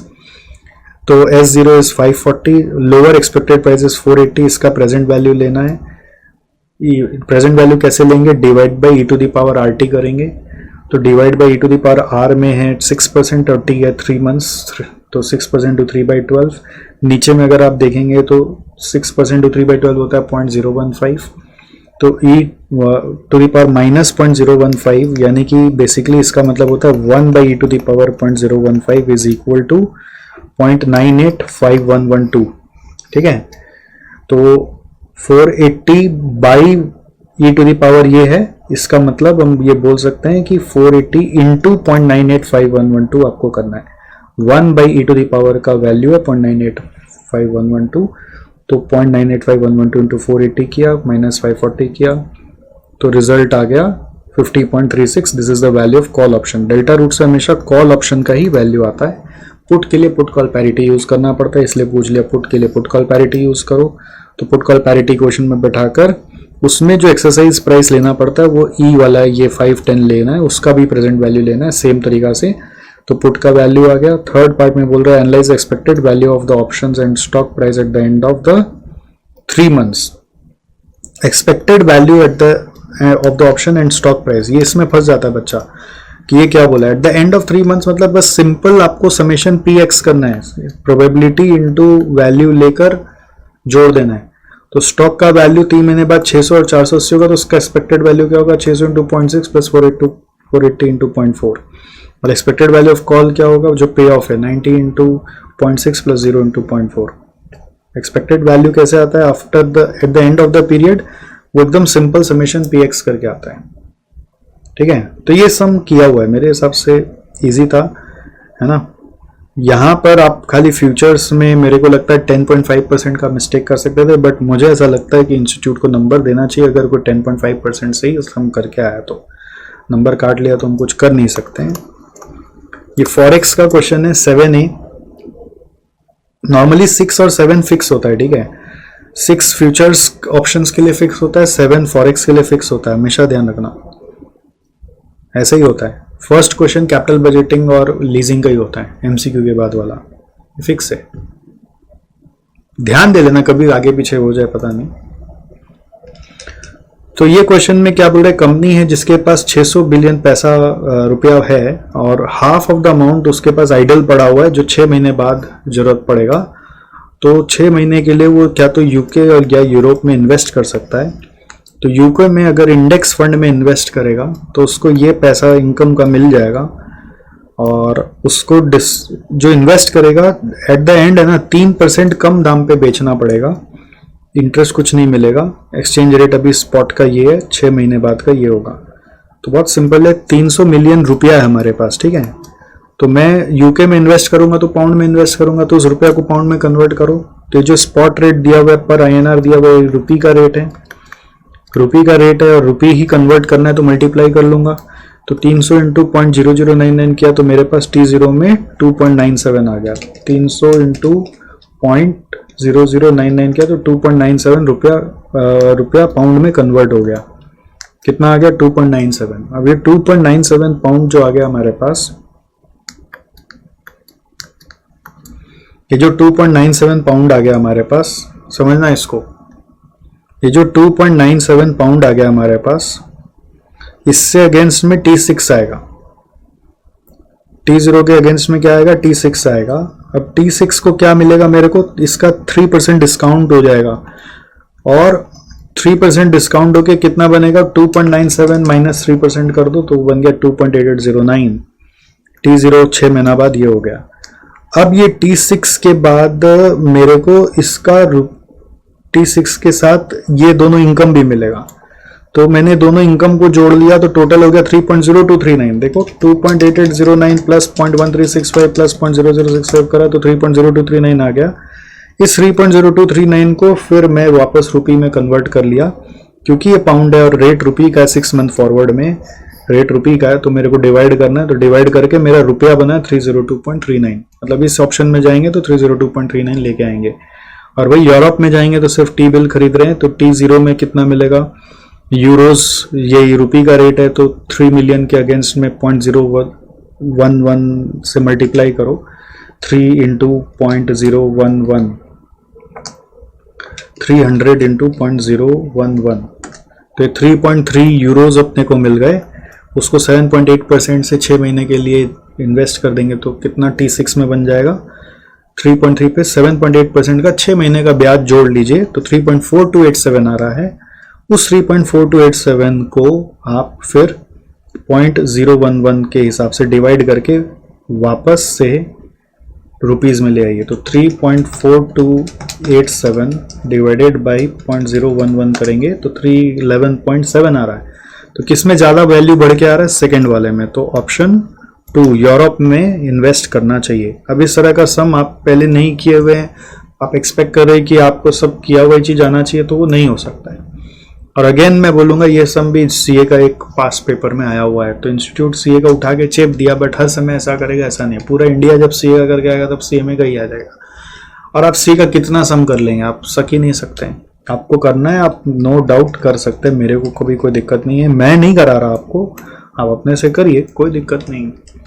तो कोई जो सीए वाला कराता है फिर वो सीएमए का नहीं कराता, मैं सीएमए का पूरा करा देता हूँ, सीए का कुछ कुछ मेरा कराया हुआ है। अब बहुत सारा और भी चीज़ नहीं कराया हुआ, आपको जो नहीं कराया हुआ वो आ जाएगा एग्जाम में, तो हम कुछ कर नहीं सकते हैं। मैं आपको वही समझाने का कोशिश कर रहा हूँ, आप भी कुछ नहीं कर सकते आप, क्योंकि एक लिमिटेड कंसेप्ट से ही जा सकता है। अब इसमें कंसेप्ट अगर बोले तो क्या यूज हुआ, कॉमन सेंस, कि मेरा रुपया गया, उसके बदले इनकम आया और उसके बदले मेरा ये वैल्यू आ गया। अगर आप ये कॉमन सेंस लगाएंगे तो आपको तो सम सीखने का दरकार ही नहीं था। और मैं सच बता रहा हूँ, जब सब मैं सॉल्व कर रहा था मेरे को याद भी नहीं था कि सीए में आया हुआ, मैं तो बस अपना कॉमन सेंस से कर रहा था, आंसर आता चला गया। आप लोग जो एक्सपेक्ट करते हो ना कि सेम सम छपना चाहिए, सेम टाइप ऑफ सम आना चाहिए, वो थोड़ा सा डिफिकल्ट है। आइए नेक्स्ट क्वेश्चन में चलें, which is 7B। This is also from forex. Forex का नॉर्मली क्वेश्चन 7 फिक्स ही रहता है, ध्यान रखिएगा। तो इसमें हेजिंग का क्वेश्चन है और ये अच्छा क्वेश्चन है। इसमें एक समरी नोट्स हम लोगों का जो बना हुआ था आप लोग के लिए, उसको खोल के देखिए। इसमें कॉन्सेप्ट आपको सिखाया गया था। ऑप्शंस हेजिंग यूज करते हैं फॉर फॉरेक्स। यदि एक्सपोर्टर को फियर होता है कि उसका होम करेंसी एप्रिशिएट नहीं कर जाए, फियर क्या होता है, एप्रिशिएट नहीं कर जाए, तो उसको उस एप्रिसिएशन से कमाना है। एप्रिसिएट करने से उसको लॉस हो जाएगा, तो उस एप्रिसिएशन से कमाना है, तो होम करेंसी का फ्यूचर्स को वो लॉन्ग करेगा और फॉरेन करेंसी का फ्यूचर्स को वो शॉर्ट करेगा। और कॉल ऑप्शन पुट ऑप्शन को लेके भी ऐसा समझाया गया था आपको। तो ये कंसेप्ट ऑलरेडी आपको एक दिया हुआ है, उसी को इसमें यूज करना है। ऐसा ऑप्शंस को लेके भी एक सम करते हैं और ऐसा फ्यूचर्स को लेके भी करते हैं। तो वही वाला ये सम है और अच्छा वाला सम है, स्टैंडर्ड वाला क्वेश्चन है। तो इसमें देखिए क्या बोल रहा है यहाँ पर कि एक्सपोर्ट ओरिएंटेड यूनिट है, उसका 2,40,000 रिसीट आने वाला है 1 अगस्त को और एक्सपोर्ट किया 1 मई को। ठीक है, तो 3 महीने बाद आने वाला है, राइट, मई, जून, जुलाई और 1 अगस्त को आ जाएगा।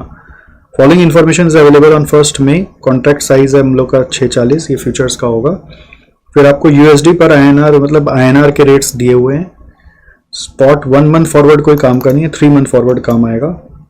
और आपका करेंसी फ्यूचर्स का भी अभी यूएसडी पर आईएनआर है, मतलब ये आईएनआर के फ्यूचर्स हैं। आपको यूएसडी मिलेगा बट फ्यूचर्स होम करेंसी के दिए हुए हैं। तो exporter fears from home currency increase, right, उसका फियर क्या, होम करेंसी इंक्रीज हो गया तो फॉरेन करेंसी डिक्रीज हो गया, तो exporter fears from home currency increase, तो उसको इंक्रीज से कमाना है, फियर से कमाना है, फियर को मेकअप करना है, इसलिए वो उसको लॉन्ग करेगा। फियर को क्या करेगा, लॉन्ग करेगा, मतलब होम करेंसी को लॉन्ग करेगा, मतलब इसका फ्यूचर्स को लॉन्ग करेगा। तो इसमें 2 फ्यूचर्स दिया हुआ है, मई वाला और जून वाला। तो मई वाला कोई काम का नहीं, आपको जून वाला लेना है, क्योंकि जून, जुलाई, अगस्त, नॉर्मली जून वाला क्यों लेना है बताओ। यहाँ पे जून नहीं लिखा हुआ होना चाहिए, ये जून के जगह होगा अगस्त, रॉन्ग लिखा हुआ है, प्रिंटिंग एरर है। जून वाला नहीं होगा, अगस्त होगा ना, मई के बाद जून, जुलाई, अगस्त, तो ये अगस्त वाला लेना है। तो एक तरह से प्रिंटिंग एरर ये क्वेश्चन में, तो आदमी गुमराह होके जून वाला ही लेके करे, वो बात अलग है, बट अगस्त लिखा होना चाहिए, क्वेश्चन में एरर है यहाँ पर। ओके, ये नीचे में मई अगस्त लिखा होगा तो ये भी अगस्त ही होगा ना। वो छापा करेक्ट, एक्चुअली यहाँ पे छापने गया बट यहाँ पे करेक्ट करना भूल गया। ओके चलो ठीक है। फिर आपको क्या दिया हुआ है, इनिशियल मार्जिन पर लॉट और इंटरेस्ट रेट इन इंडिया दिया हुआ है, उसमें मई दिया हुआ है और अगस्त दिया हुआ है। तो मई का कोई काम का नहीं है, ये अगस्त आपको यूज करना है। और इनिशियल मार्जिन पर लॉट अपने आप अज्यूम करना है कि एक फ्यूचर्स अगर हम लोग लेंगे तो हमारा ये मार्जिन मनी लगेगा पर लॉट। ये फ्यूचर्स लेंगे तो ये मार्जिन मनी लगेगा पर लॉट। ये फ्यूचर्स लेंगे तो ये मार्जिन मनी हमारा लगेगा पर लॉट। समझ में आया आपको? ये मार्जिन मनी लगेगा हमारा पर लॉट।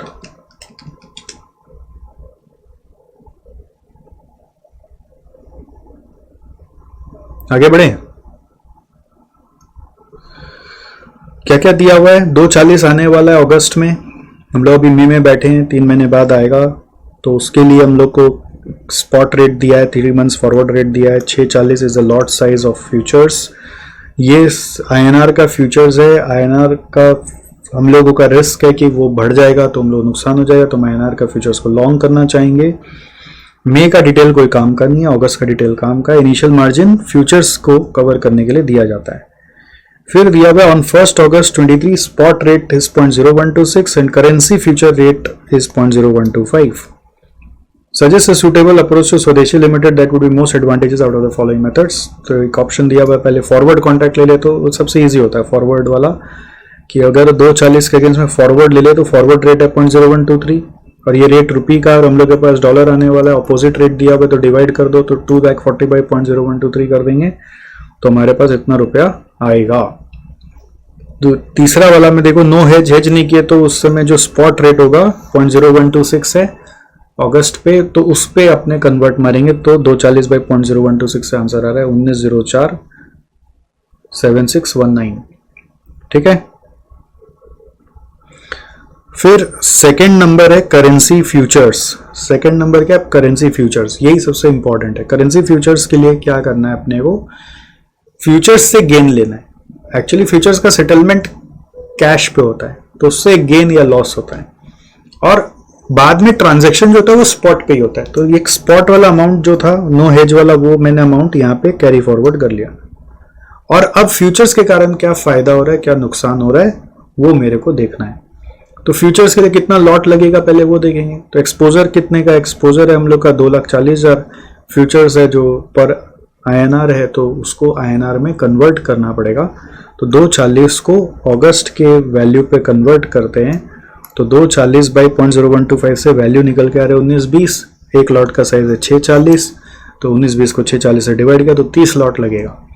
तो उस 30 लॉट के लिए हम लोग को इनिशियल मार्जिन फ्यूचर्स में जमा करना पड़ेगा। तो 26,000 इंटू 30 लॉट हम लोग का मार्जिन जमा होगा। वो मार्जिन 3 महीने बाद रिलीज होगा तो 3 महीने का ब्याज लग जाएगा 16,575 रुपया, वो इसी के ऊपर आया। ठीक है। और फिर अब हम लोग फ्यूचर्स बाय करेंगे, क्यों, क्योंकि हम लोग को तो INR से इंक्रीज से कमाना है। अगर हम बाय करेंगे तो 0.0125 में बाय होगा, और हम फिर फ्यूचर्स को सेल करेंगे। 0.0125 में बाय करेंगे और 0.0125 में ही हम लोग सेल करेंगे। 0.0125 में हम लोग बाय करेंगे और सेल कितना में करेंगे, यहाँ पे तो अगस्त का फ्यूचर प्राइस ही, और उस समय फ्यूचर्स का सेल प्राइस क्या दिया हुआ है, यहाँ पे भी 0.0125 ही दिया हुआ। तो बाय भी 0.0125 में, सेल भी 0.0125 में, तो फ्यूचर्स का गेन $0 आया। मान लेते हैं यहाँ पे कोई गेन आया होता, तो ये गेन डॉलर में आ रहा है, ये कैसे पता चलेगा, क्योंकि INR का फ्यूचर्स है, बदले में डॉलर मिल रहा है। इट इज डॉलर पर INR, एक INR के पीछे इतना डॉलर का फायदा हो रहा है। ठीक है। तो ये डॉलर में आ रहा है, ये ट्रिक ध्यान नहीं रहता है।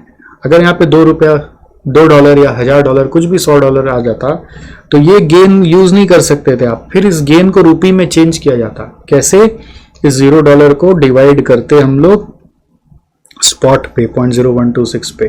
तो ये मैंने एक हिंट दे के रखा हुआ है कि जस्ट इन केस कि ये गेन आता तो उसको फर्दर रुपी में चेंज किया जाता। सिंस ये 0 है तो 0 ही रहने दिया।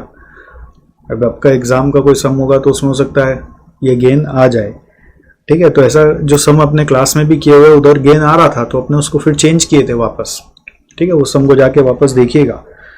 ओके, वो सम करे बिना एग्जाम में होता नहीं है और एग्जाम में आ जाता है। आप सोचते हैं सब हार्ड नहीं आएगा, कौन बोला हार्ड नहीं आएगा? हार्ड वाला भी आएगा एग्जाम में, इजी वाला भी आएगा। सिर्फ हार्ड नहीं आता, सिर्फ इजी भी नहीं आता, दोनों आता है एग्जाम में। तो ये गेन वापस रुपी में चेंज होता, ये एक सम का ट्रिक होता है। यहाँ पे 0 आया तो कोई फर्क नहीं पड़ा, बट अल्टीमेटली नेट गेन निकालना है। तो नेट गेन क्या होगा? Net gain is equal to जो भी अपना स्क्वायर ऑफ करके अमाउंट आया वो 0 आया माइनस इंटरेस्ट। Interest is 16,575। तो बेसिकली नेट में गेन नहीं हुआ, फ्यूचर्स में जाके लॉस हो गया 16,575 का। तो ये माइनस में आ रहा है, मतलब लॉस हो गया हम लोगों का 16,575। तो ये 16,575 हम लोगों को कम मिलेगा, मतलब जो पैसा मिलना था वो बिना हेजिंग किए इतना मिल जाता, फ्यूचर्स के कारण लॉस हो गया तो अमाउंट कम हो गया। तो इन तीनों में कौन सा बेस्ट है? तीनों में बेस्ट कौन सा है? फॉरवर्ड कॉन्ट्रैक्ट बेस्ट है। तो आप क्या बोलोगे? Forward is best. तो फर्स्ट और थर्ड तो बहुत इजी था, मेन यहाँ पे सेकंड वाला को टेंशन लेके करने का था। तो सेकंड वाला में क्या था कि पहले नंबर ऑफ कॉन्ट्रैक्ट निकालना पड़ेगा। अब नंबर ऑफ कॉन्ट्रैक्ट निकालना है तो वो कैसे निकालोगे? वैल्यू कितना है एक्सपोजर का? एक्सपोजर वैल्यू $240 में है, ये सब INR का है तो INR में लाना पड़ेगा। तो INR में लाने के लिए 0.0125 से लाएंगे और उसको फिर 640 से डिवाइड करेंगे। ठीक है, यही सीखना था। ओके, फिर उसका इनिशियल मार्जिन में अगस्त का यूज करना है, और यहाँ पे जून का डिटेल नहीं है, अगस्त का डिटेल है। कैसे पता चलेगा? ये जब सम्स ठीक से घाटा हो उधर तो इधर कनेक्ट करेगा, नहीं तो ये कनेक्ट नहीं करता है। ठीक है, ऑल राइट।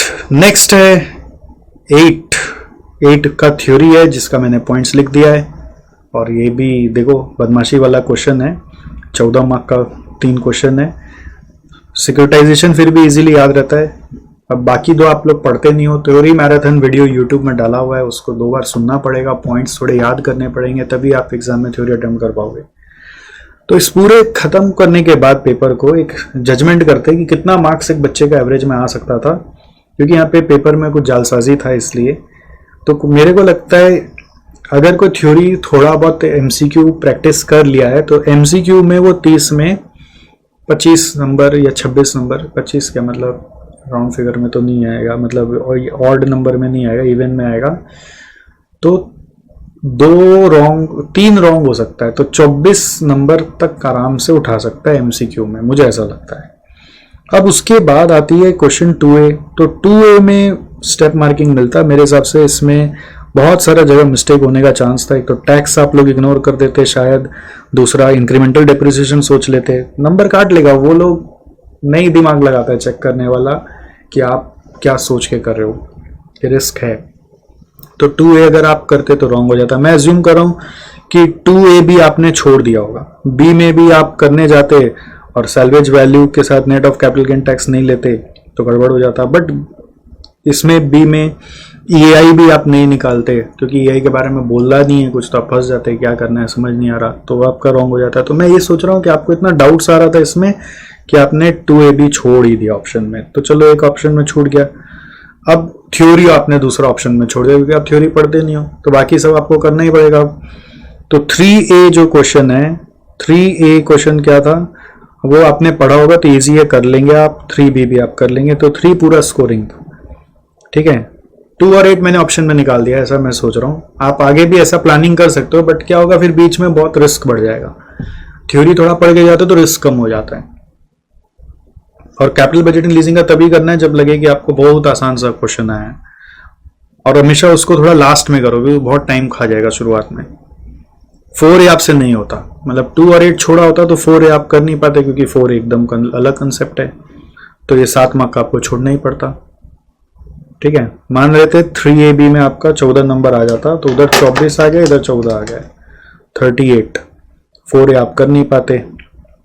4B में भी मिस्टेक होने का बहुत चांसेस है, क्योंकि 1 लाख हिडन है, वो ध्यान नहीं रहता कि उसको लेना है, और ये इंटरिम डिविडेंड फिर से लेना है, ये भी ध्यान नहीं रहता। तो मैं इसमें मान रहा हूं कि आप ये 4B करे होते और उसमें आपको कुछ स्टेप मार्किंग के 2 नंबर या 7 नंबर का है ना, तो 2 नंबर आपको मिलते हैं। ठीक है, तो 40 आ गया अभी तक। फिर ये 5A आपको करने में बनता नहीं, आप फंस ही जाते, क्योंकि यहाँ पे ट्रेनर रेशियो ही मिस्टेक है। तो अभी इंस्टीट्यूट इसका ग्रेस मार्क देगा नहीं देगा मेरे को मालूम नहीं। तो 5A हम एक बार 0 ही पकड़ रहे हैं। 5B मैं अज्यूम कर रहा हूँ कि ये सेम सम आपका किया हुआ है, तो आप इसमें 7 में 7 उठा लेंगे, ऐसा अज्यूम करें। तो 47 आ गया। फ्यूचर्स का ये वाला सेम सम आपका किया हुआ है 6A, बट अब ज्यूम करें कि 10.5% से ही आप किए हैं, ये लॉग नॉर्मल आपको क्लिक नहीं किया और आप 10.5% से ही करके आंसर निकाल दिया और इंस्टीट्यूट सही कर दिया, तो आपको 7 नंबर और मिल गया, 54। फिर डेल्टा रूट वाला ये चीज किया हुआ है आपका, तो ये भी आपको आराम से करने आ गया, इसका भी 7, 61। और ये भी आप ट्राई किए 7 नंबर, तो इसमें आ गया 68।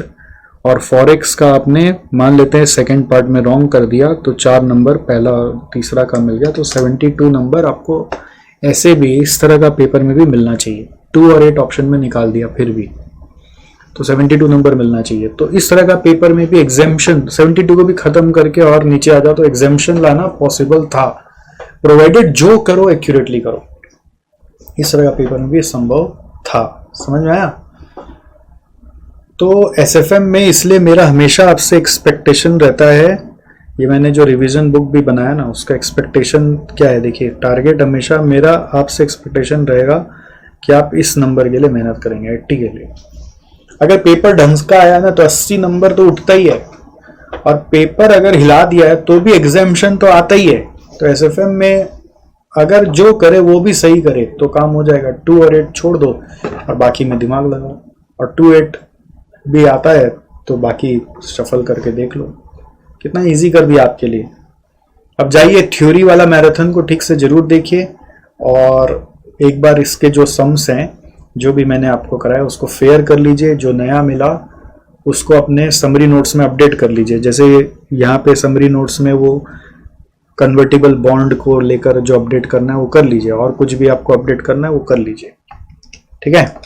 That's it, thank you so much, I will see you soon. तब तक ध्यान रखिए।